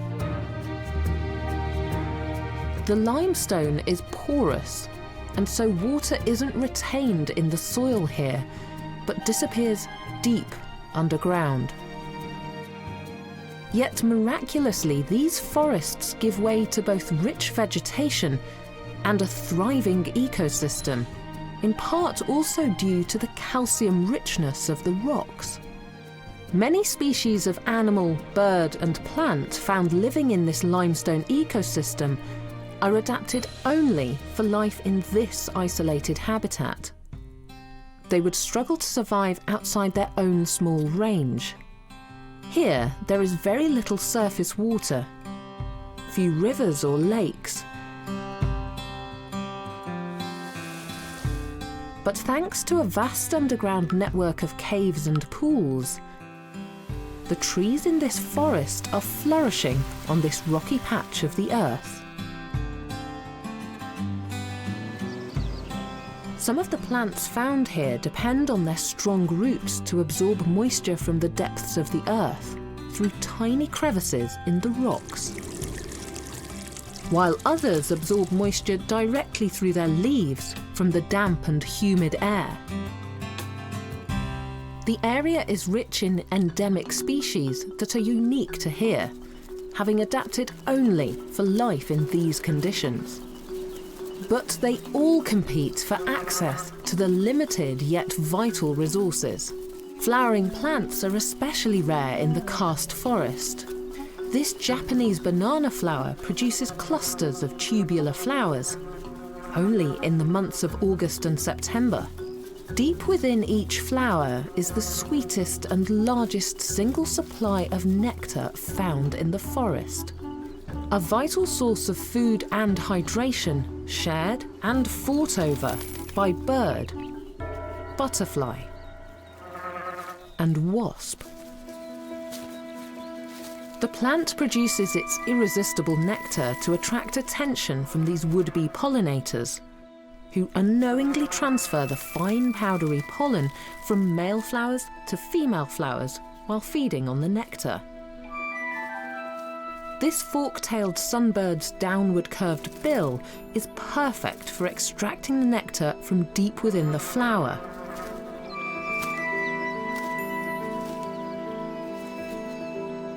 His breeding season coincides with the time when his favourite food bears fruit.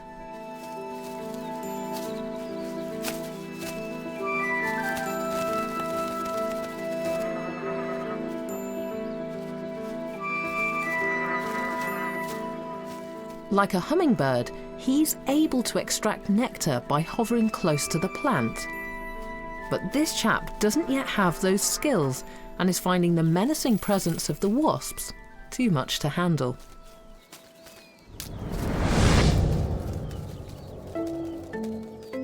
He flies away to scour the dense forest for any other flowering plants.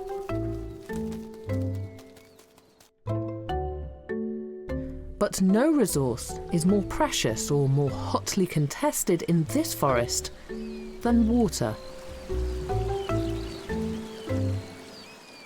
And the athletic Francois langur needs more than most species sharing its habitat.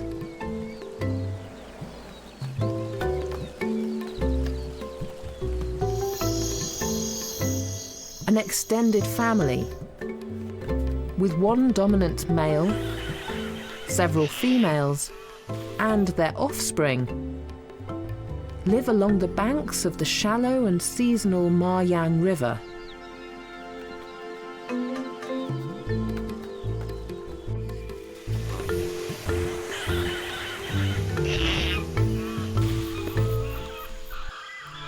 With direct access to the mountain's most reliable source of surface water.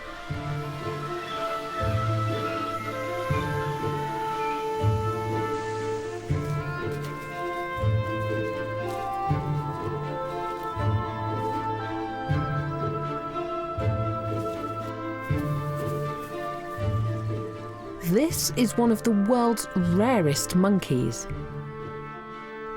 Found only in subtropical forests in the limestone geology in southwest China, Vietnam and Laos.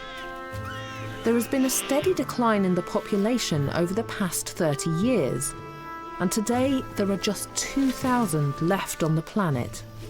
550 of them live here in the nature reserve, enclosed on all sides by thick forest.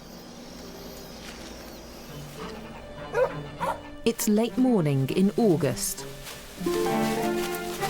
and this male and his troop use the natural features of the limestone karst scenery to their full advantage. The family live a very comfortable life in these rocky caves and cliffs that are inaccessible to his enemies, tiger and eagle. But they're not beyond the climbing abilities of this plucky mountain goat. Entirely unthreatening, but disarmingly confident. His bleats send one of the younger family members into a panic.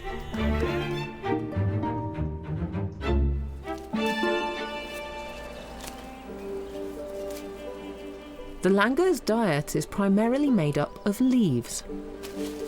But he won't eat any old leaves on offer in this vast forest. The langur is a picky eater. Studies show them to have preferences for a very small range of leaves. Some of his favourites are the dwarf ylang-ylang and the brown beech. But mature leaves are difficult to digest, So here, in this remote forest, an evolutionary adaptation has taken place over the course of thousands of years. The Francois langur has acquired a complex stomach made up of 3 separate chambers, each hosting different vital bacteria needed to break down the leaves. But this plant diet does not provide them with much energy. And so these langurs are often rather lethargic. And spring into action only when access to the forest's rarest commodity, water, is threatened.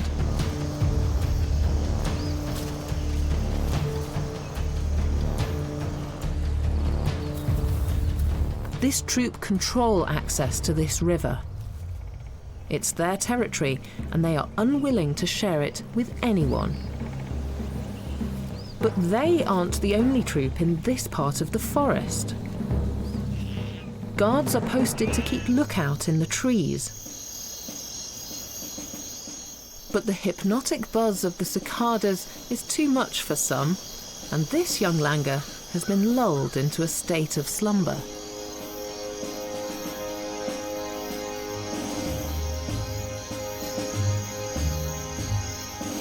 Neglecting its duties, but enjoying a moment's nap.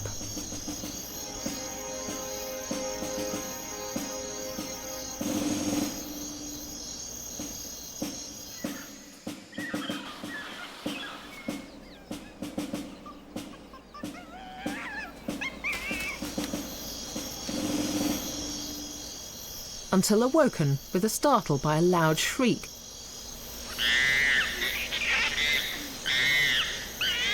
That resonates and vibrates throughout the forest. It knows the noise to be a declaration of war. Turf war. 2 intruders from a neighbouring troop are arrogantly skirting around the water's edge. These trespassers belong to a rival troop living on the other side of the Himalayan river. The forest shakes with movement.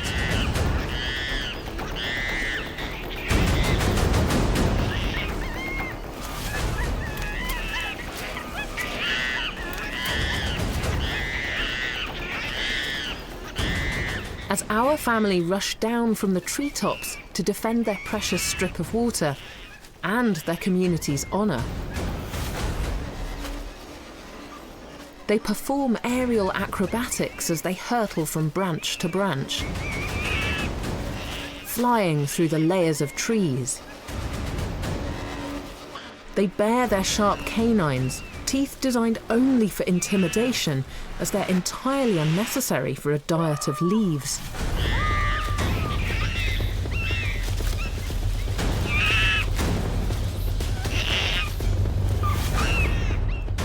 Francois langur are sociable primates, but only amongst their own troop. The invaders are forced to retreat and run back to their side, at great speed.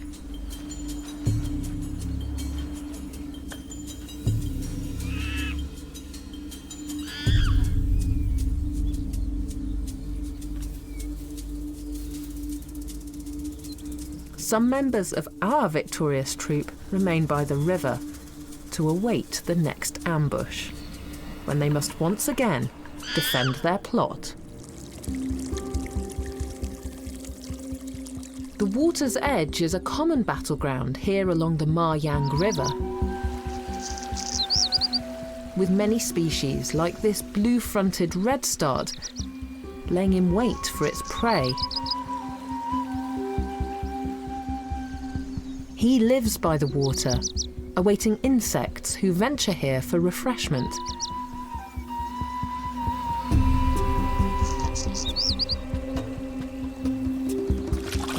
This butterfly has scarcely touched the surface of the water when he's snatched ashore and the redstart prepares his meal.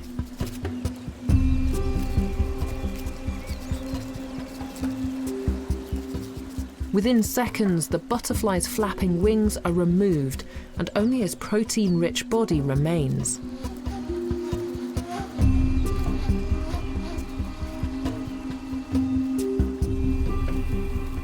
The allure of the water sealed this butterfly's fate.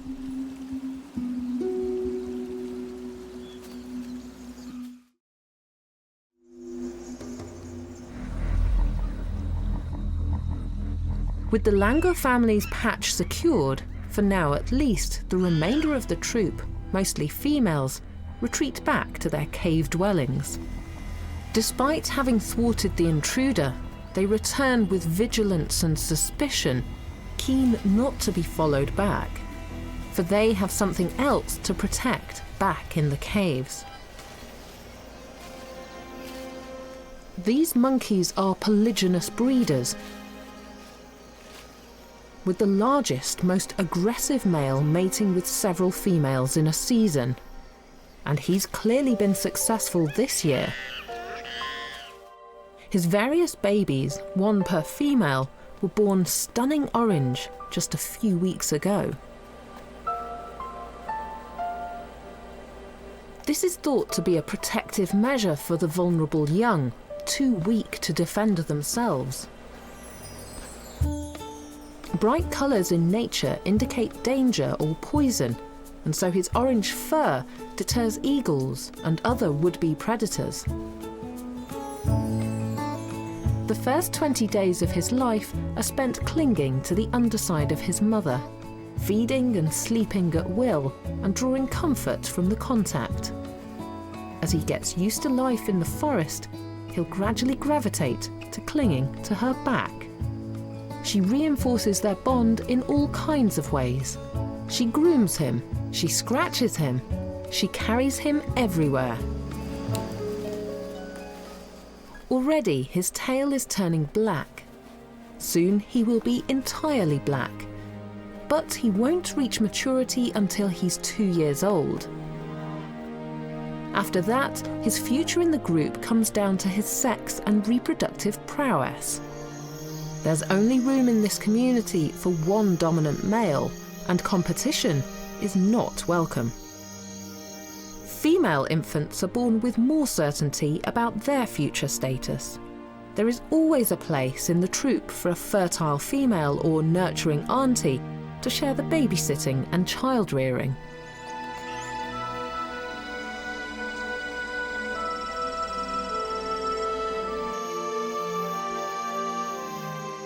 But when this male reaches sexual maturity, he will either be forced out of this troop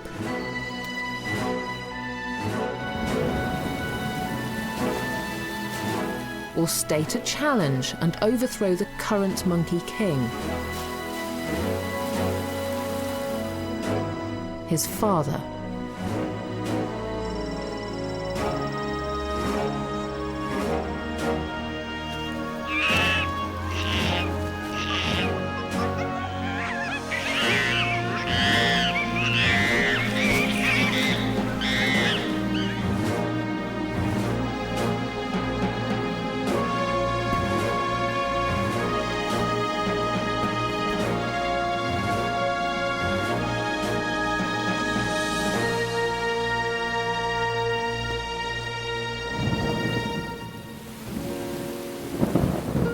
In this forest, the rains are very welcome, bringing a release to the humidity.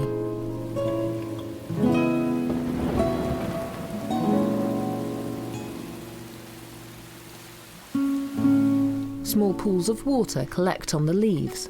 And what isn't evaporated eventually trickles down from the monkey's treetop spot.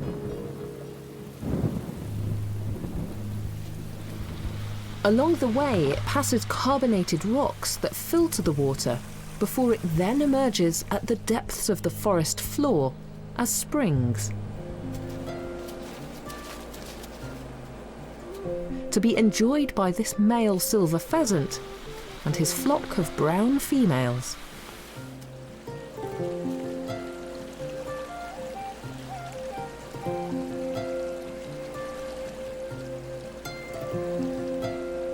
Their brown markings provide them with camouflage against the rocky floor, and even their bright legs blend in with the autumn colours and leaves.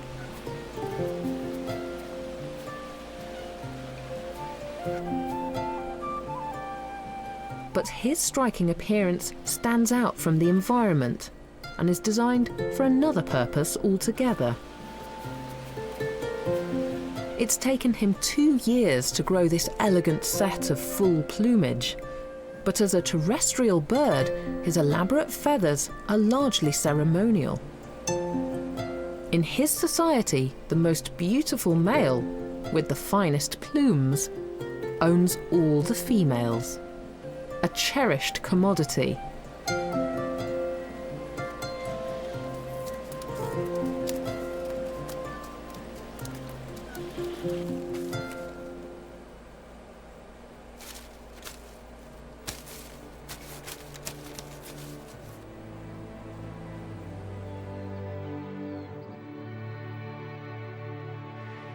The remoteness of this location is what preserves its biodiverse uniqueness and ensures it is home to some of the rarest and most insular creatures on the planet.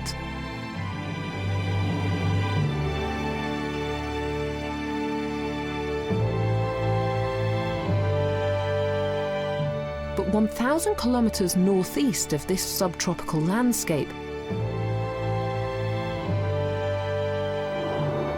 in a paddy field and working farm carved out of a clearing in the forest,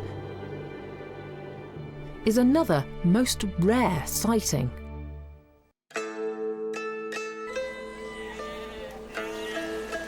A crested ibis.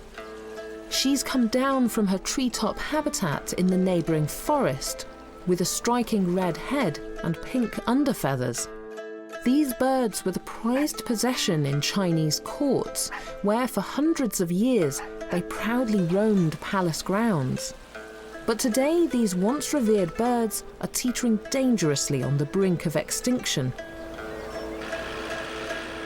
This paddy field provides her and her family with all the food they need.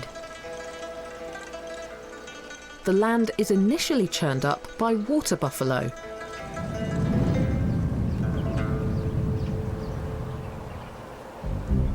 who writhe about on the wet ground, their strong horns and massive bodies helping the farmers to plough the land. And this process in turn exposes lots of insects and small creatures. A boon for our wading ibis. She uses her curved bill to peck and store food living in the water-saturated ground. Amphibians, crustaceans, fish and insects. But she's not eating, she's storing the catch in her esophagus because she's got family waiting for her back at the nest. And she's not the only one enjoying the rich pickings on offer here.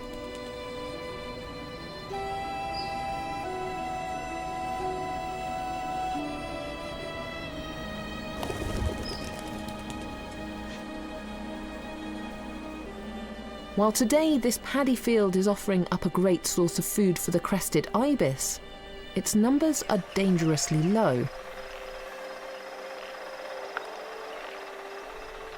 20 years ago, only 7 were thought to be left in the wild. Numbers plummeted as its habitat shrunk, and trees were chopped down to make way for farmland.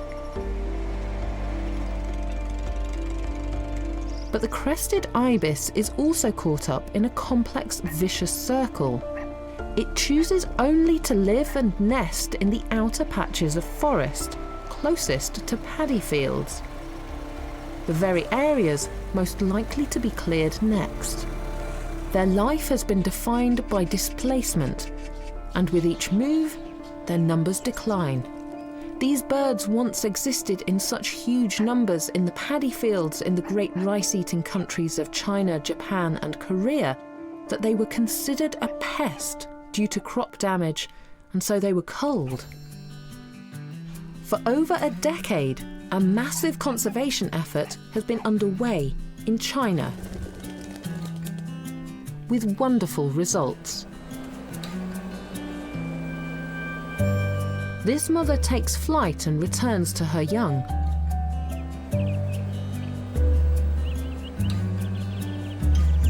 Nesting high up in a conifer tree in a sturdy structure of twigs on the edge of the forest in Dongjai Nature Reserve.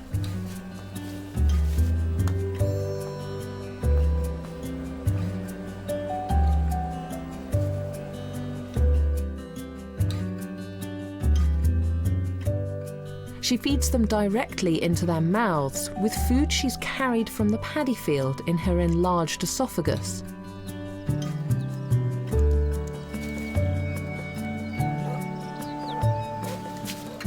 Her infant's faces are salmon pink, while their mother's is deep red. With all the food finished, she returns for more fishing in the paddy field below.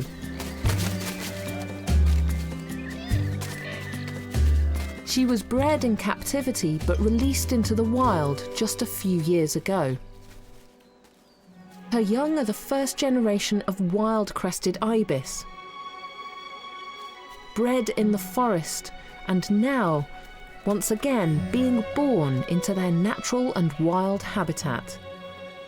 Female ibis always lay 2 eggs. And luckily for her, this time both have hatched successfully.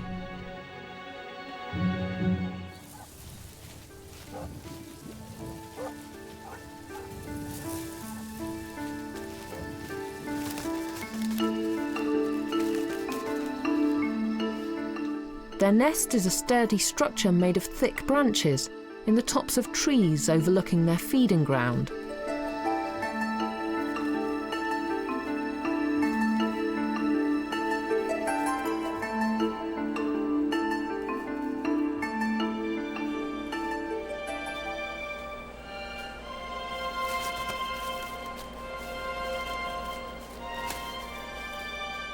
The young are yet to fend for themselves. They haven't flown the nest. And so they keep themselves entertained and exercised, unfolding their wings to both regulate their body temperature and practice their balancing skills.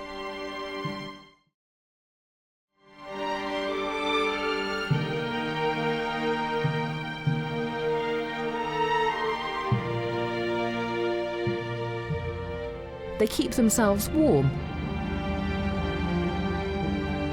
standing on one leg,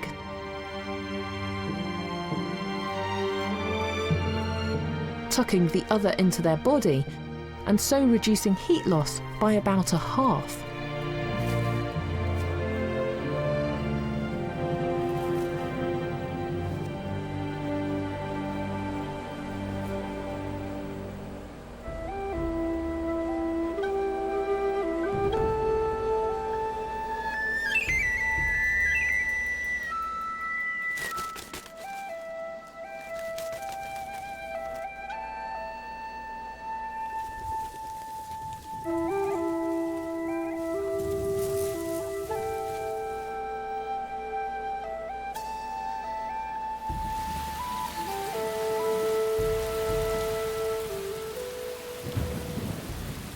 This infant is tired of waiting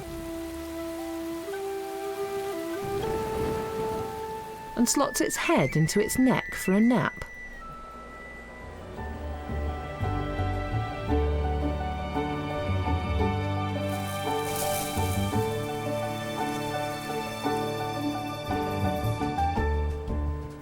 But he's rudely awoken by the noise of a neighbouring farmer and her animals.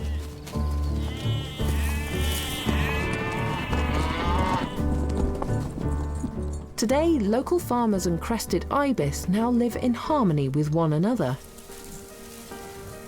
And the farmers make every effort not to harm these precious birds, no longer using fertilizer or pesticides in their fields.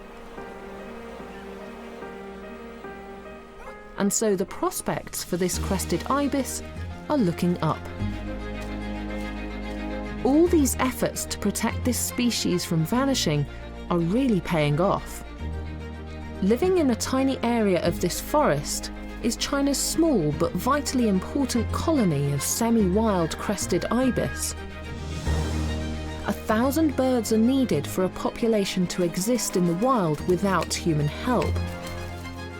But it is likely that in several decades, we might once again witness the flares of colour in the sky as their pink wings soar overhead.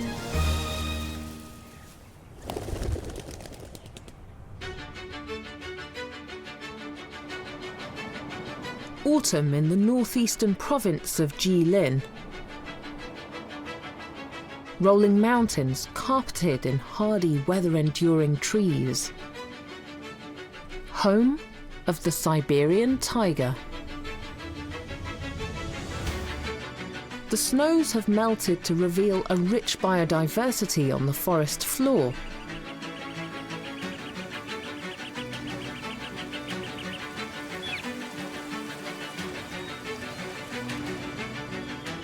Like the coral fungus and brightly coloured spores, and a field of the rare low-level creeping pine. Few ever get to witness these wonders due to the endangered species living here and the fragility of their ecosystem. This is a secret natural world, much treasured in China, and home to one of the oldest trees in China. This 40-metre tall Chinese yew has been growing here for nearly 1,000 years. But today, a privileged few are invited in to this heavily protected coniferous forest, where they will live a secluded life for the next 30 days. They've been granted access for just 1 month and are here to celebrate the blossoming of a fruit on an exceptional tree.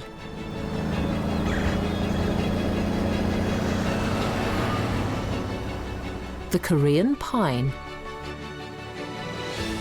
Unusually, one of this forest's most valuable specimens is also its most numerous. There are millions growing in this forest. But what makes this tree so unique and fascinating is that it doesn't blossom until the ripe old age of 30, taking a further 2 years before its fruit, pine cones, ripen. This event is patiently anticipated and much celebrated.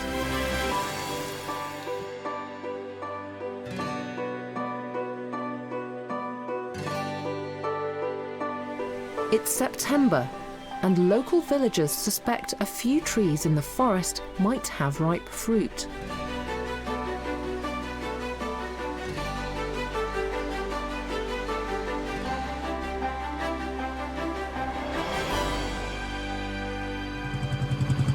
Their income comes from harvesting the cones, and so they set out to collect what they consider to be treasure. They need to isolate the trees bearing the most ripe fruit. But unhelpfully, it's nestled high up on its upper branches. The process is highly precarious, and equipped only with very simple gear, they plan to scale the 20-metre trunk. These men grew up in this area of forest and are experts at surviving here.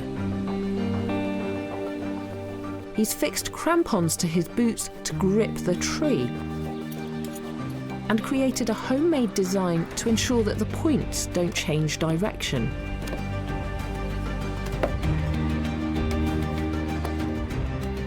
But he wears no harness. He's fearless and confident. He's done this every season for years. The branches and foliage get thicker towards the top of the tree.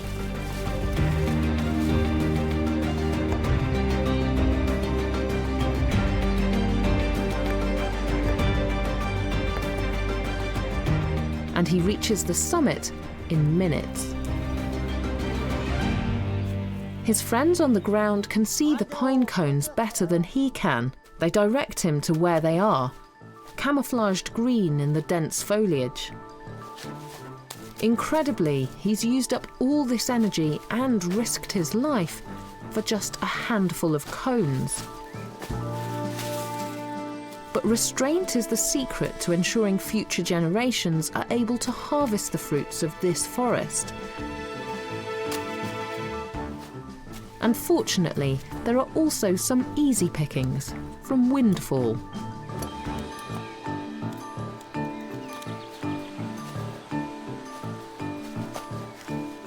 In the brief window when the cones are ripe, 600,000 kilograms of them will be collected across the whole forest.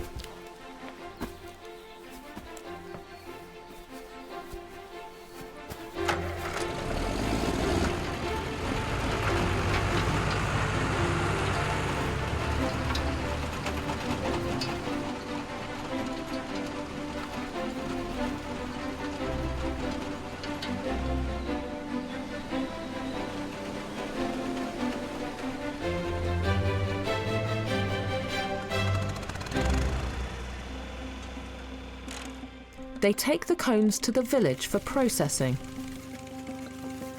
and the valuable commodity will be sold in cities around the world.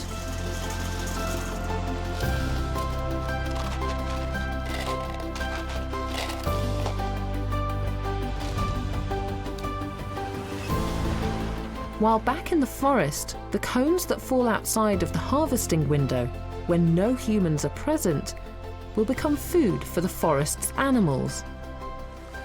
And the pine's seeds will spread and give birth to more trees.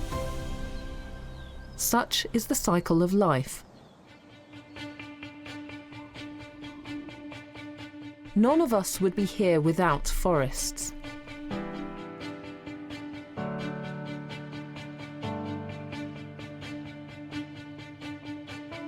Yet this habitat, home to some of the world's rarest species, living in relative isolation deep in the heart of the forest,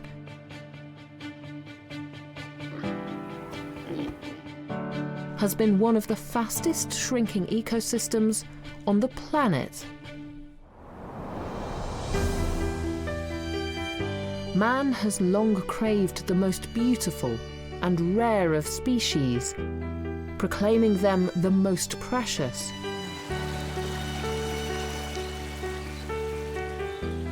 But here in the forests of China, from the subtropical to the coniferous, major efforts are underway to protect and preserve China's endangered species. Vulnerable to changes in their homes, the environment, and shortages of food.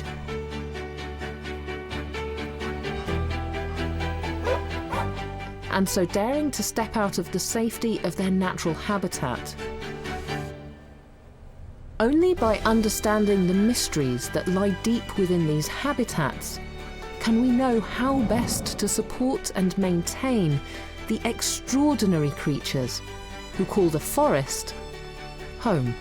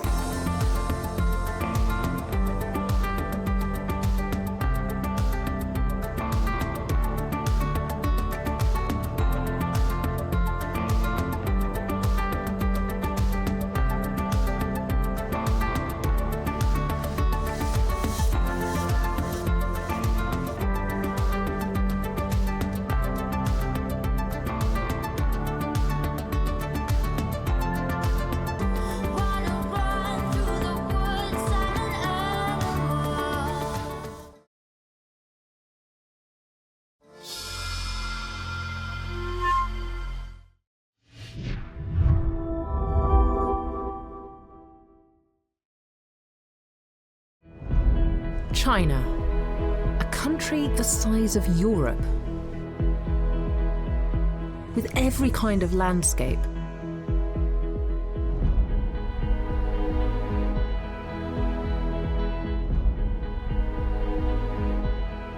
Every kind of habitat,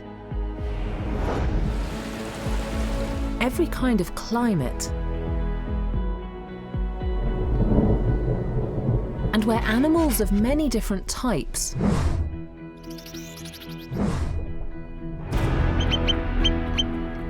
rare, exquisite, and endangered live in unique ecosystems, in remote isolation, and alongside people. But today, both these habitats and the extraordinary species who live within them are increasingly faced with challenges.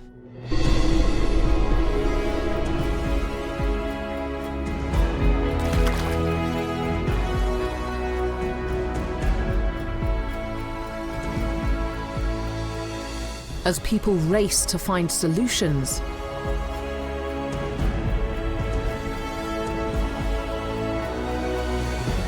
to preserve China's wild beauty.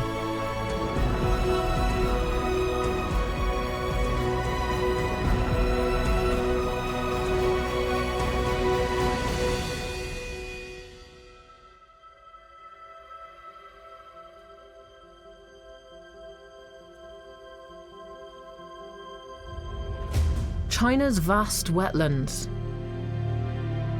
found in every corner of the country, in all terrains, from plain to plateau, coastal regions to inland areas,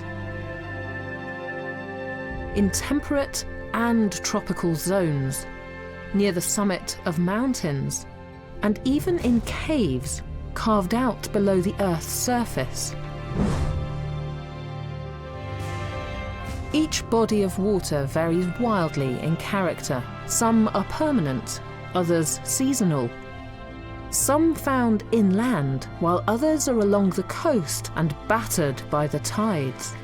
But these varied and wonderful wetlands together make up one of the most biologically diverse of China's ecosystems.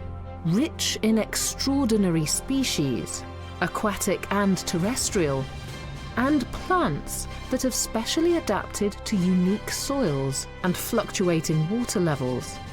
The wetlands provide livelihoods for millions of people in China living along the banks and shores, and they also protect them from natural disaster with floodplains, and they halt the effects of climate change through peatlands that absorb and store carbon. And so the value of the wetland system is immeasurable for China's wildlife and for its human population.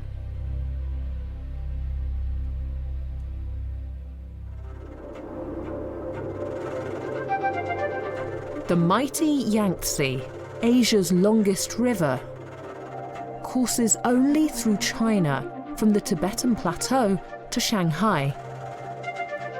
And along the fertile banks of its wetlands and floodplains, over the course of Chinese history,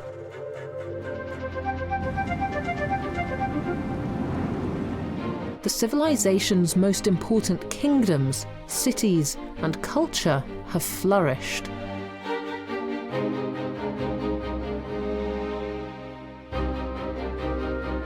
Today, its middle and lower reaches are home to China's most developed economies. But as people flourish, some species unique to this region are teetering on the brink of extinction. Recently, the whole Yangtze River basin has been given special environmental status, with a high standard of protection. But this may have come too late for some species. This Yangtze porpoise, like its cousins, the dolphins and whales, is a carnivore.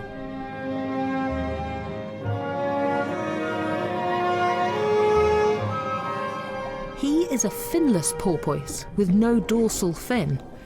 But found only in the wild in the Yangtze River, he's better known as the Yangtze mermaid, and renowned for his mischievous smile.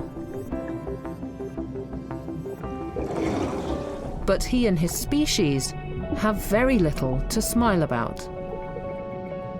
There are fewer than 1,000 left in the wild, and without help, he faces extinction within 10 to 15 years.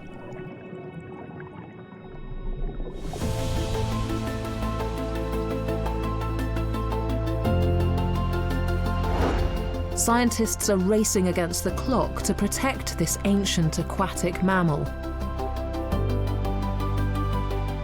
By studying a limited number of specimens, they hope to learn more about this porpoise and his family.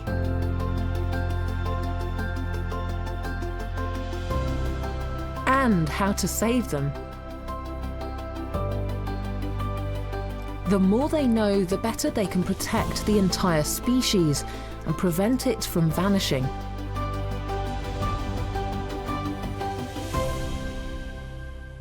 Freshwater species around the world are declining much faster than their land or sea counterparts. An 80% drop in their populations has taken place in the past 50 years, and the survival of this species could now rest on a close contact study of our porpoise and his friends. Everything they do is recorded and assessed. The experts here are building up the fullest picture yet of how these mammals behave and respond in various situations. They are also in peak physical condition, primed to breed and produce the healthiest offspring possible. This group, or pod of porpoises, is made up of males and females. The female finless porpoise, like all porpoises, are larger in build than the males. And they can carry a single calf every other year. They have a level of intelligence comparable to a gorilla. They're one of the smartest animals. They seem cooperative and keen to communicate with their handlers, as if helping them out in their research efforts.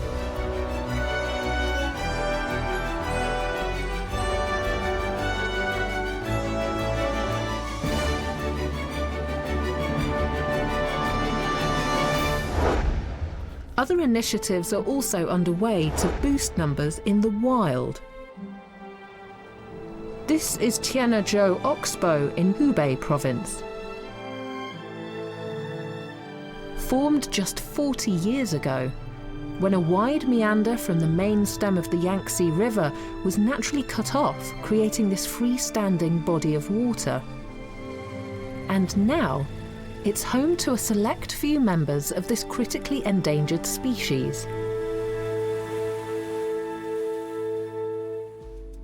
They were not naturally marooned here when the lake was first formed, but are part of an ambitious and highly successful breeding program. It all started 30 years ago when 5 injured porpoises were found in the Yangtze. They were nursed back to health, but instead of being returned to the river and subject to numerous dangers, they were relocated to a new home, this Oxbow Lake. And today, those founding 5 members have multiplied into a pod of over 60. About 10 calves are born here every year.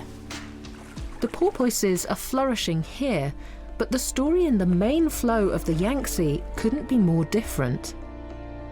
Many don't make it to sexual maturity, aged 5, and so numbers are decreasing at a rapid rate. Each year during the rainy season, this Oxbow Lake used to reconnect with the Yangtze. And so to prevent seasonal flooding, a dike was built. This also had the added benefit of containing the Yangtze porpoise within the safe confines of the lake, where the marine biologists are able to protect them from the dangers and uncertain future that lies beyond. The ultimate aim for these relocated porpoises is to return them to their river. But this will have to wait until a time when the conditions along the entire stretch of the river, beyond the lake, and even in the farmers' fields, are more favourable for their existence.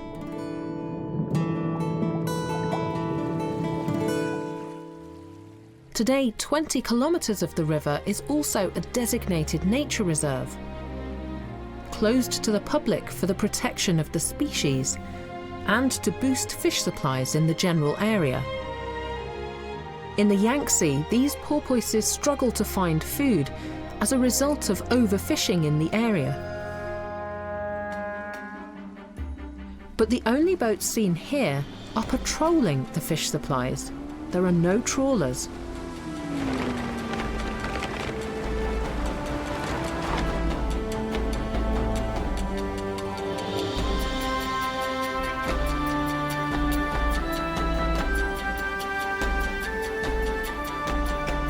In the lake and the nature reserve, the food supply couldn't be better. As every year, large amounts of fish larvae are released into the river system here to maintain a rich resource of fish. This method of conservation is unprecedented. It's a world first, but one that is already proving highly effective in the fight to prevent the species from becoming extinct. The transition for these animals has been seamless. They love it here.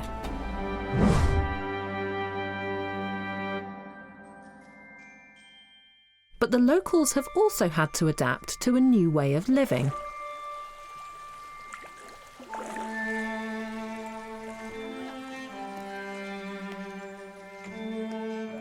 Ding Ziliang was a fisherman.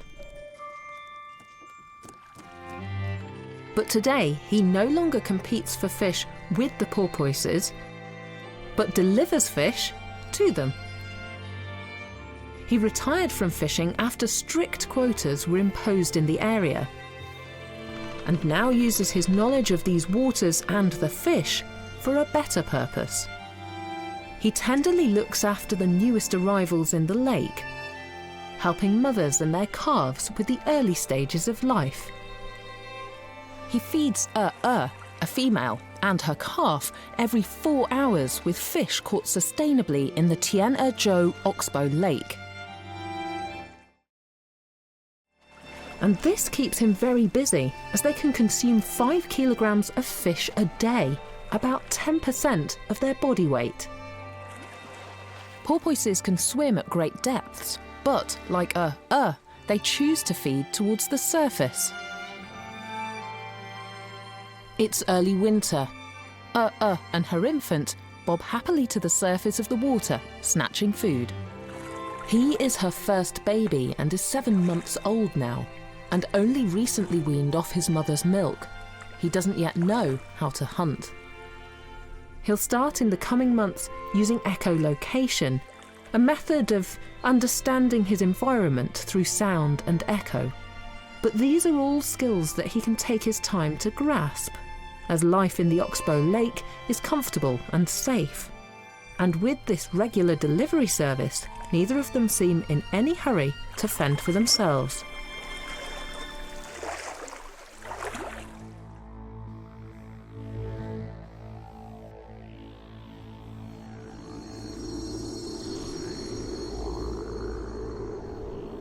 Further along the river, in the lower reaches of the Yangtze, one impressive wetland species has been brought back from the brink of extinction.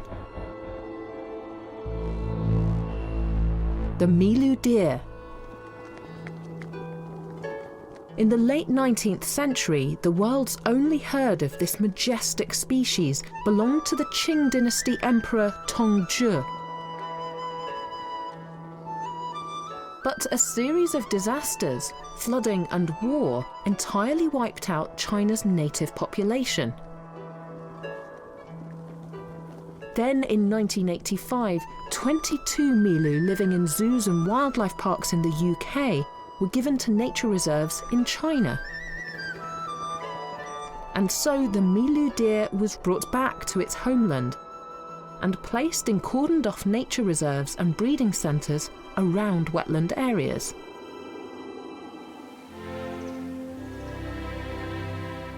But the Milu's fascinating story doesn't end here. In 1998, a flood at a breeding centre caused 30 deer to flee for their lives. And they settled here, on the lower reaches of the Yangtze's wetlands, where they've thrived and multiplied. It's estimated that there might be up to 1,000 Milu living here in the wild. In effect, this colony reintroduced itself back into the wild. It's December and the shortest day in the year. The sun rises over a Milu-protected zone on the edge of a willow forest. This group roams silently across the mudflats.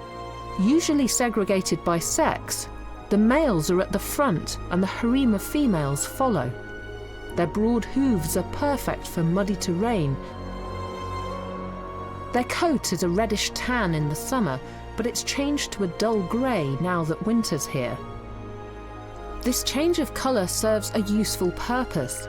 It helps camouflage the Milu when the winter mists arrive. These deer swim well, spending long periods standing in water up to their shoulders.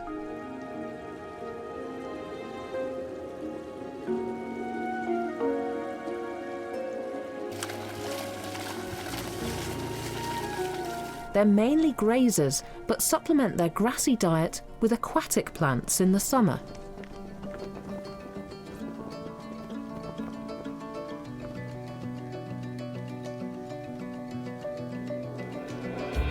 It's the autumn rut, or mating season,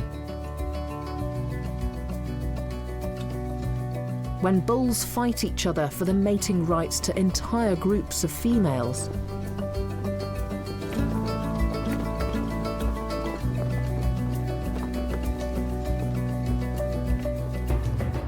Groups of male Milu, called bucks or stags, roam their land and adorn themselves with bracken and grass. They want to look bigger and more intimidating than their rivals.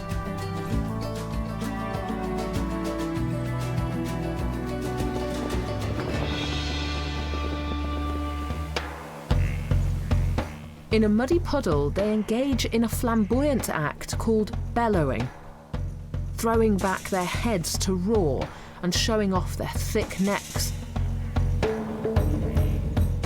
They smear mud on their chest and legs, blackening their fur. And then they bugle, making a high-pitched whistling noise to warn off potential competition. Their antlers are specifically grown to enhance sexual attraction and to be used as weapons in fights over interested females and even for control of entire harems.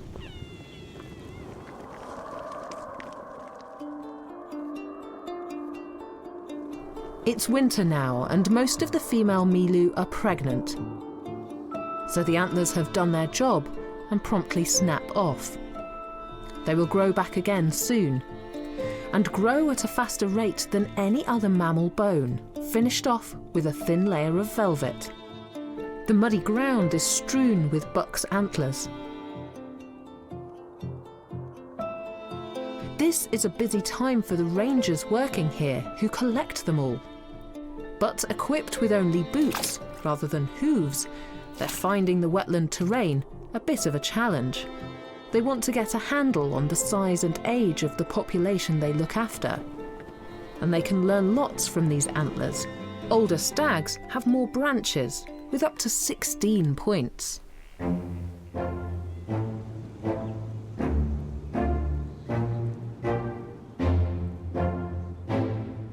More than 1,600 kilometers away in South China's Hainan province is a coastal wetland and large mangrove forest, Dongjaigang.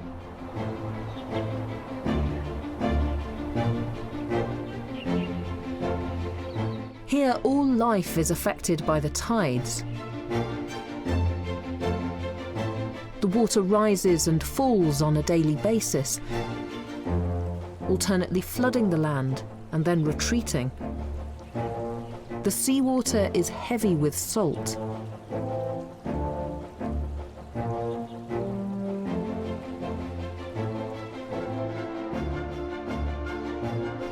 But each type of mangrove growing on these swampy shores has responded to the challenges in their own surprising way.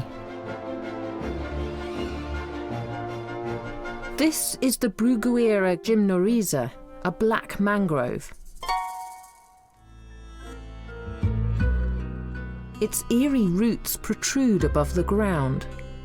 There is no oxygen in the mud, so its roots grow above the surface and breathe through pores. Taking in oxygen from the air and then transmitting it way below the surface to the mangrove's deeper roots.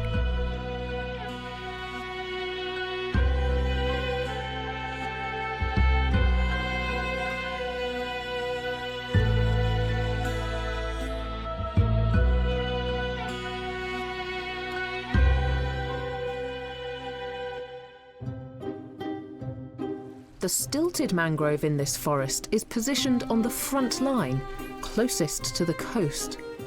To deal with the impact of waves and the force of the tide, this stilted mangrove grows lots of tall, spindly roots around a central trunk. These make it more sturdy, buttressing the vital central trunk. It stands tall and firm on this muddy bank.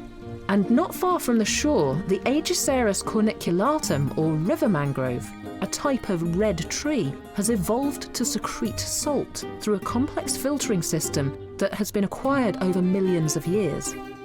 They can discharge surplus salt from their body via salt glands on the leaves. Mangroves are engineered like no other species on Earth, and they have a role to play in our survival too, trapping climate-changing carbon emissions and protecting coastal areas from erosion. But the mangroves here also support a vast ecosystem. Living amongst the mesh of mangrove roots, hidden from almost everyone and everything, are some truly exceptional and unique semi-aquatic species. Egrets are circling above the mangrove's canopy.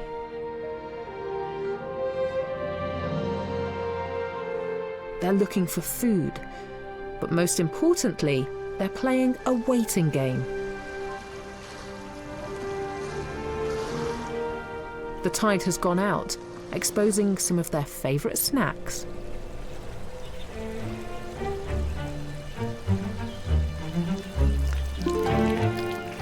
Who are now slithering through the mud and scuttling out of burrows in search of their own food now that the waters have gone. Low tide is mealtime for most of the creatures living in this mangrove forest. This sea slug has set his sights on some vegetation. These male and female fiddler crabs shovel sand into their mouths, using a hypnotic rhythm and a style that resembles that of a fiddler on a bow, hence the name. But the couple aren't actually eating sand. They're feasting on microscopic organisms and microbes living amongst the tiny grains of sand. They spit the excess sand back out and roll it into balls. Some experts believe that the feeding habits of the fiddler crabs play a vital role in the preservation of wetland environments. Because as they sift through the grains, they aerate the dense, muddy sand.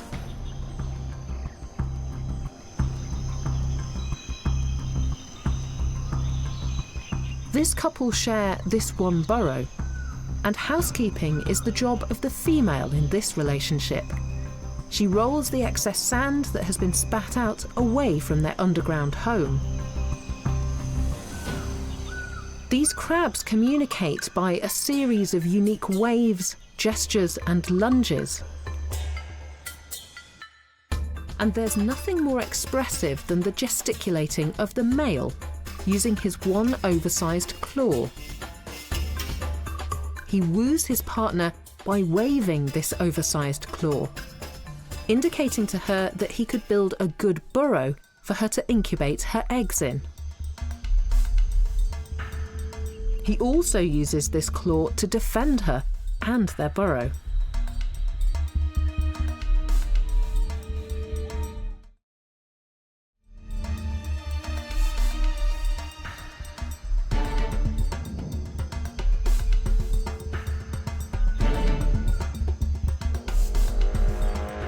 And incredibly, if he loses this claw in battle, another will grow from the opposite side. The crab's shell can transform in many remarkable ways. In the day, it's dark, and towards the evening, it's brightly coloured.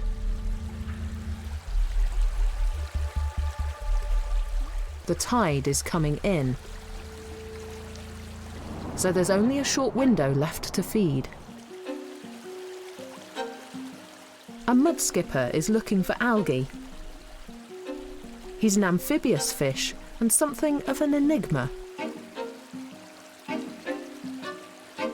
Equally skilled at swimming in water and slithering on land. Breathing through his skin only when wet, and with the help of an enlarged gill, where he traps a bubble of air when out of the water.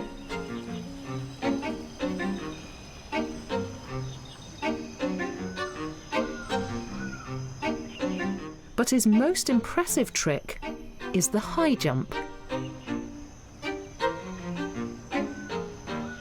This mud skipper has to be careful. Gymnastics like this are sure to attract unwanted attention. From the hungry birds hidden in the mangrove forest, circling above the mangrove's treetops and patrolling the muddy ground. He uses his large eyes to watch for activity overhead and quickly retreats into his burrow at the first sign of danger.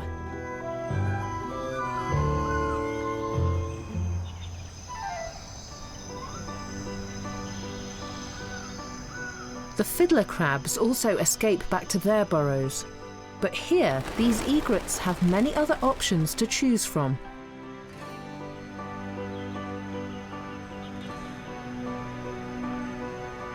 There's an abundance of food for all wading birds around these mangroves, enough to go around and share with their friends.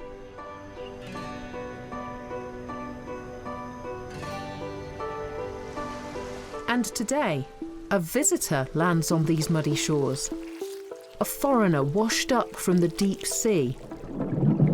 This is the oldest marine creature on Earth, with a history of 300 million years. Chinese horseshoe crabs, also known as living fossils. This couple are in the process of breeding. The female has carried the male ashore on her back.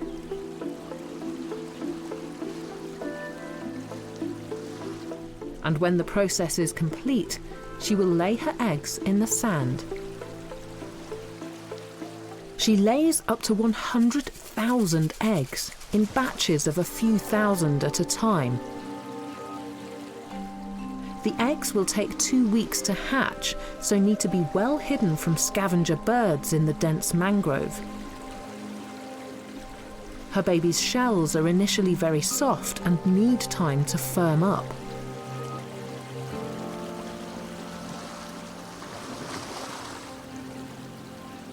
So she chooses to have them here, as the mud on the shore will protect them during their lengthy childhood.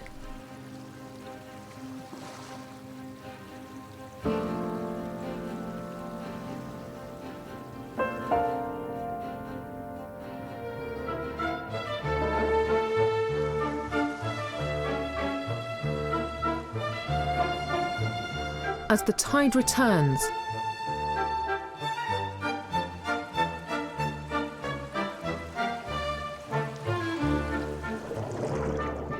these crabs are safe from aerial attacks from the egrets.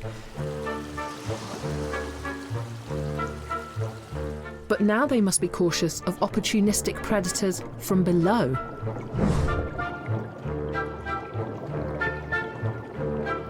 The Chinese black sleeper.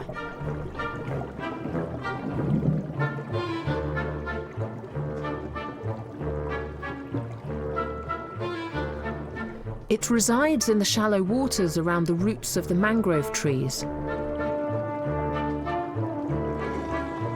A preying fish found in both marine and fresh waters.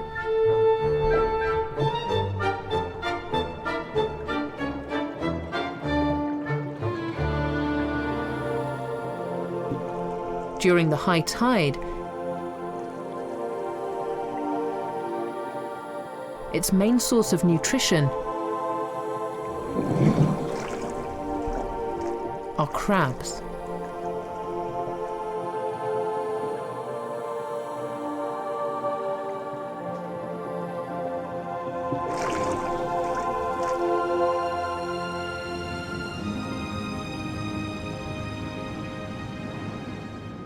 It's the start of another day in the mangrove forests.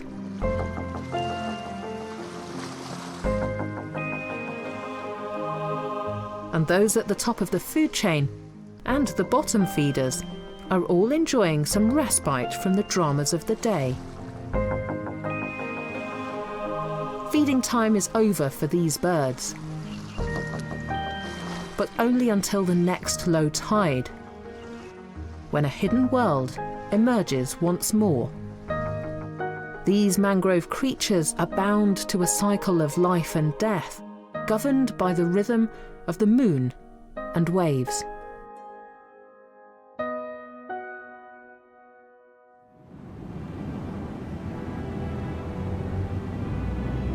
China's awe-inspiring and extensive karst landscapes,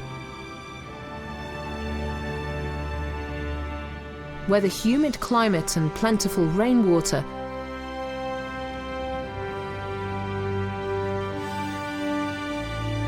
has been eroding the craggy limestone mountains for millions of years.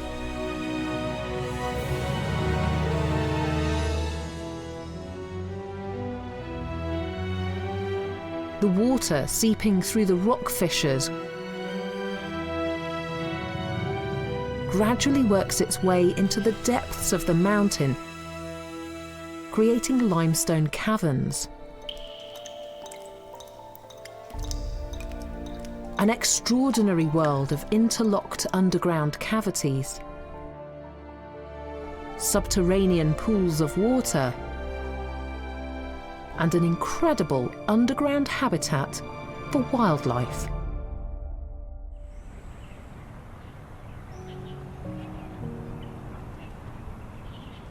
The limestone caverns are inaccessible to most.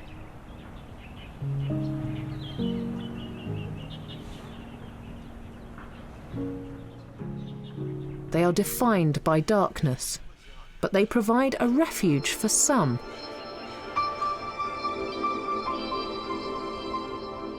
Ancient creatures who've endured hundreds of millions of years of environmental changes. Creatures bizarre in appearance and behaviour. And here, in the dark and dank conditions, they continue their evolution.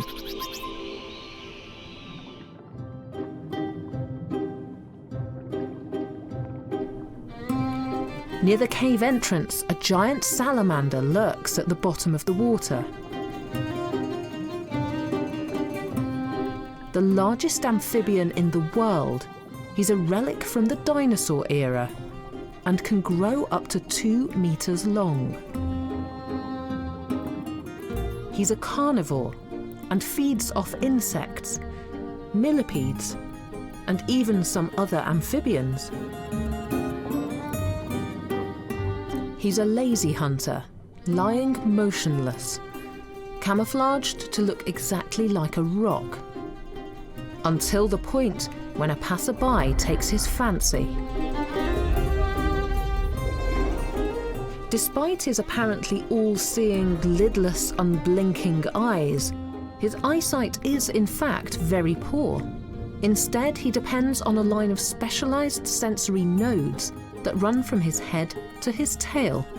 These are so sensitive he can react to the slightest movement around him. And that's when he jumps into action, striking with speed. After eating a hearty meal, this giant salamander can go without food for 2 or even 3 years.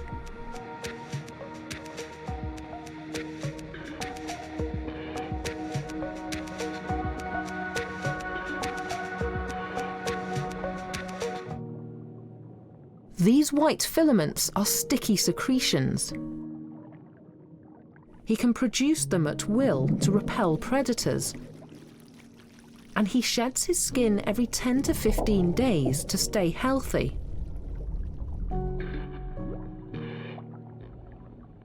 No creature is better suited to life in the quiet calm of these caves, which provides this shy and solitary salamander with the isolation he craves.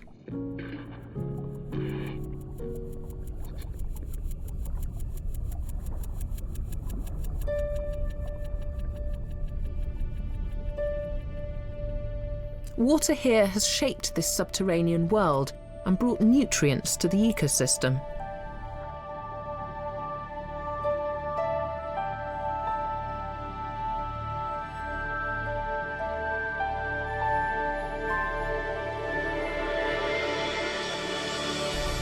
The salamander population has been in decline since the 1970s due to habitat loss and pollution of rivers. But the clear, calm and untouched waters of the limestone caverns provide a safe home for the giant Chinese salamander.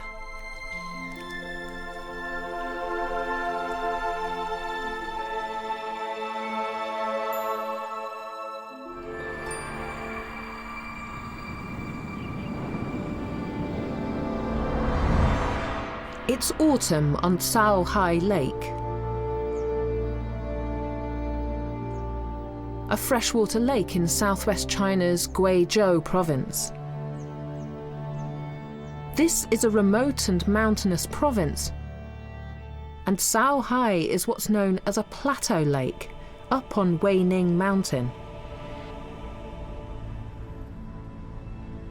It's a hot destination for migratory birds. 184 bird species live around or visit the lake. Shaohai means grass sea, and this name hints at how rich the lake is with aquatic plants. Add this to a mild climate, and it's not surprising that in early spring and late autumn, more than 100,000 birds will migrate here.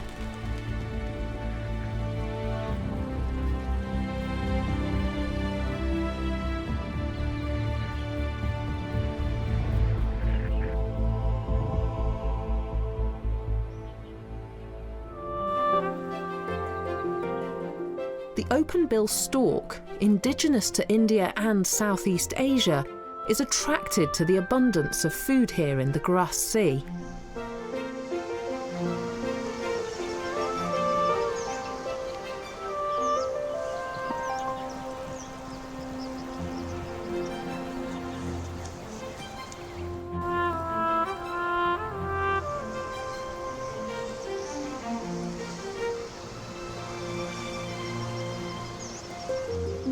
They are the largest wading bird in the area and are one of the top predators on the lake.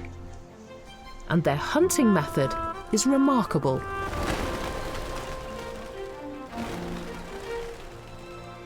They seem to be taking part in a ritualistic display dance.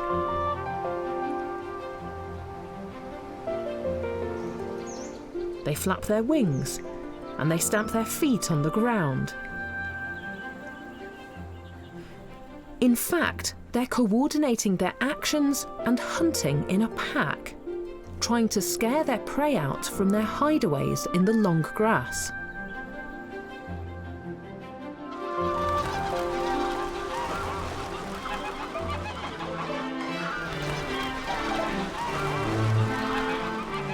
In late autumn, the grass sea receives its first visitors from the Tibetan plateau. a flock of bar-headed geese. These are the highest flying birds on the planet. They've even been spotted flying over Mount Everest.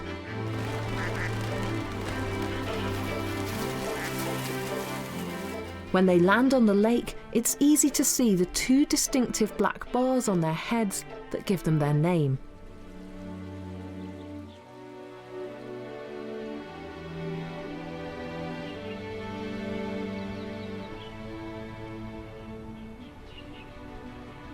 A flock of black-necked cranes is joining the thousands of birds already on Sao Hai Lake.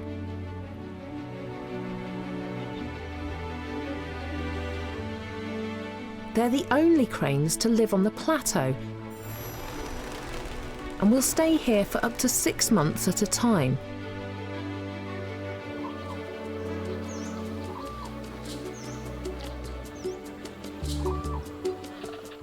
After such a long migration, these birds are still getting used to the swampy grounds of the wetlands.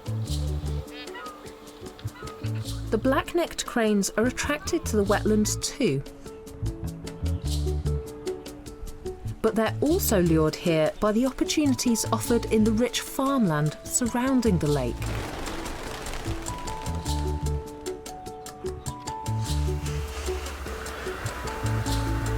The birds are unfazed by the presence of humans. But it's a different story when they're confronted by a pair of domestic geese. Despite their greater height and size, the cranes seem confused by these aggressive farmyard birds, and they're unsure how to respond.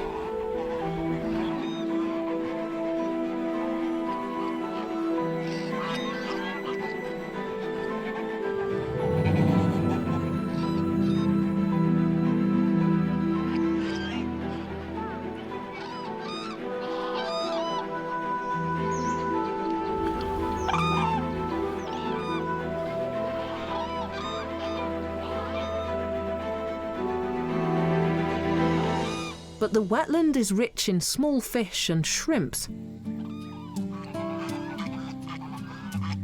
And thankfully, there's enough for everyone.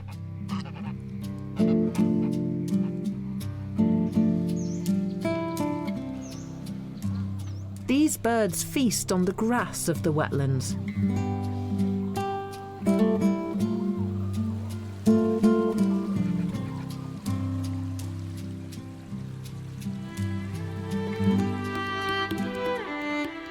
Whilst the migrating birds grow more adventurous, setting their sights on the unattended crops of the local farmers.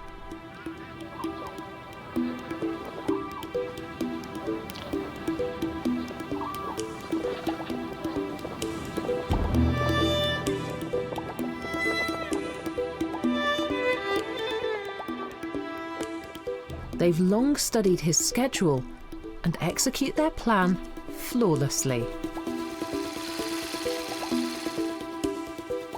When the farmer has finished turning the soil, the cranes move in en masse.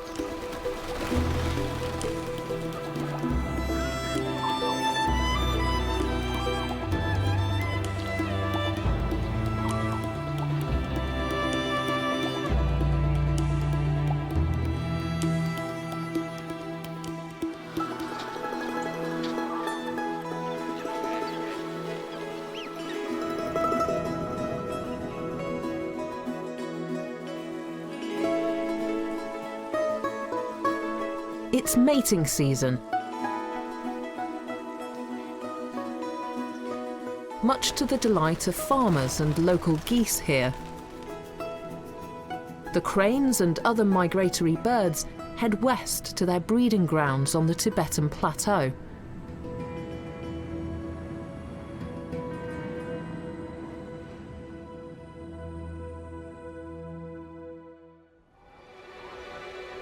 "3,000 meters above sea level, Qinghai Lake China's largest saltwater lake, is still frozen.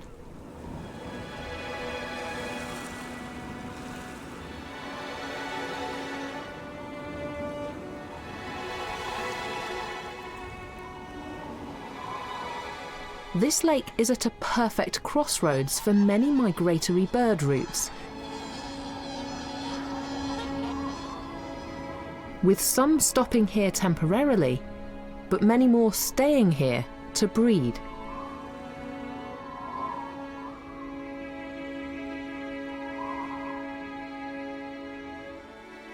Over 100 freshwater rivers and streams flow into the lake.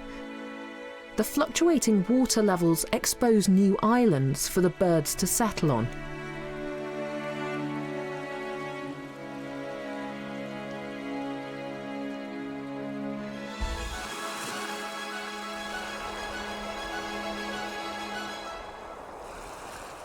The black-necked crane pair are territorial.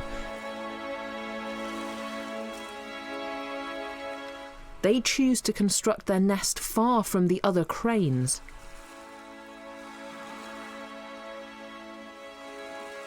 They build it from clumps of grass and algae they've collected from the shoreline.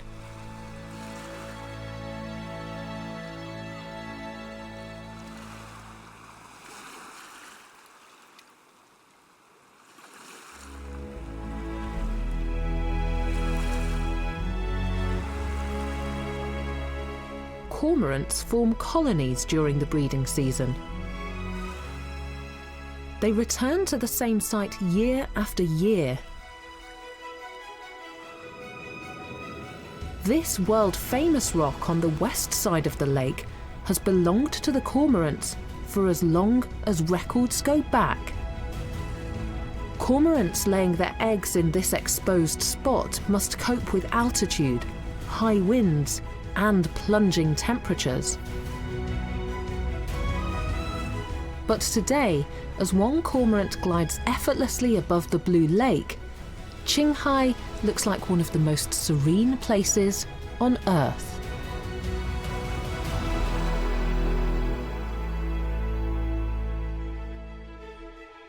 As well as being severely impacted by climate change, wetlands are also an important part of the puzzle to protect against environmental damage.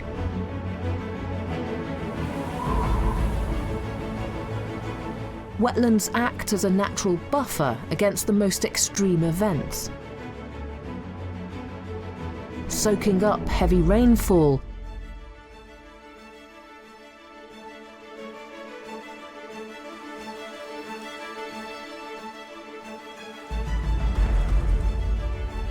and regulating water flow to protect against floods.